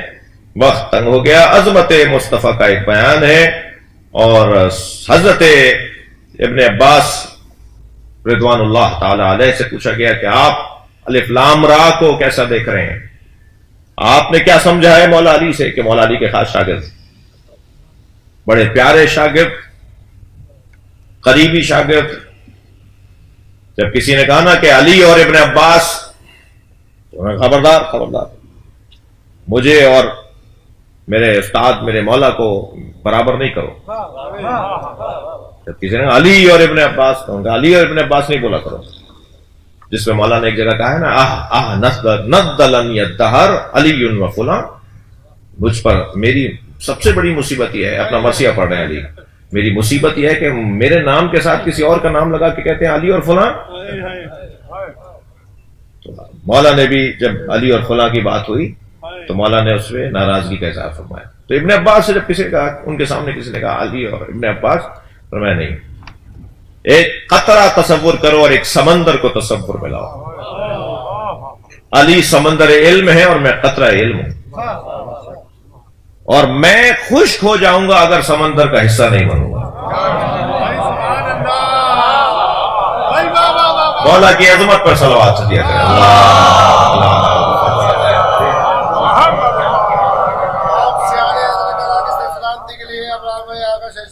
سلامتی کے لیے، مشیر فاطمہ سے سلامتی کے لیے بلند تر صلوات. اللہم صلی علی. تو فرمایا کہ یہ جو آیت ہے الف لام را، اس کا پیغام ہے الم یعلم بان اللہ یرا. الف سے مراد اللہ، لام سے مراد لی، اور را سے مراد ربی. اللہ لی ربی، اللہ میرا رب ہے. ہر شخص اس سے پیغام یہ لے کہ اللہ میرا رب ہے. ابن عباس فرماتے ہیں سورہ علق کی 14ویں آیت کو پڑھ کر الم یعلم بان اللہ یرا، وہ جو آیت میں نے شاید پہلی مجلس میں عرض کیا کہ ہمیں اپنے گھروں میں تغرا بنا کے ایک فریم کروا کے لگانا چاہیے، وہ سورہ تکویر کی آیت ہے جس میں ارشاد ہو رہا ہے فَأَيْنَ تَذْهَبُونَ، تم کہاں جا رہے ہو. اللہ پوچھ رہا ہے کہاں جا رہے ہو. آتے جاتے قرآن کی آیت پوچھ رہی کہاں جا رہے ہو، جواب ہے تو جاؤ، ورنہ کہاں جا رہے ہو، کیوں جا رہے ہو، کہاں جا رہے ہو. ہمارے ہر قدم پہ اللہ ہم سے پوچھ رہا ہے کہاں جا رہے ہو. ایسے ہی یہ آیت بھی تغرا کروا کے لگانے کی ضرورت ہے جو ہمیں کنٹرول کرتی ہے. اور وہ آیت ہے علم یعلم بان اللہ یرا، کیا تم نہیں جانتے کہ اللہ تمہیں دیکھ رہا ہے. کیسی بولتی بھی آیت ہے، کیسا روشن پیغام ہے. آتے جاتے ہمارے اوپر اللہ کی طرف سے پیغام. توجہ، ابن عباس نے الف لام را کی یہ تفسیر فرمائی. بات تو یہاں مکمل ہو جانی چاہیے مگر اور وقت بھی ہو گیا. تلک آیات الکتاب المبین، جو الف لام را کے بعد والی آیت کا حصہ ہے، یعنی آیت کا حصہ تلک آیات الکتاب المبین، اس میں مجھے تقریباً 15 منٹ لگ جائیں گے، لہذا اجازت دیں کہ کل گفتگو آگے بڑھے. یا اللہ مہربانی مہربانی، موضوع صبح رات ہی دو انشاءاللہ. محمد وآل محمد صلوات.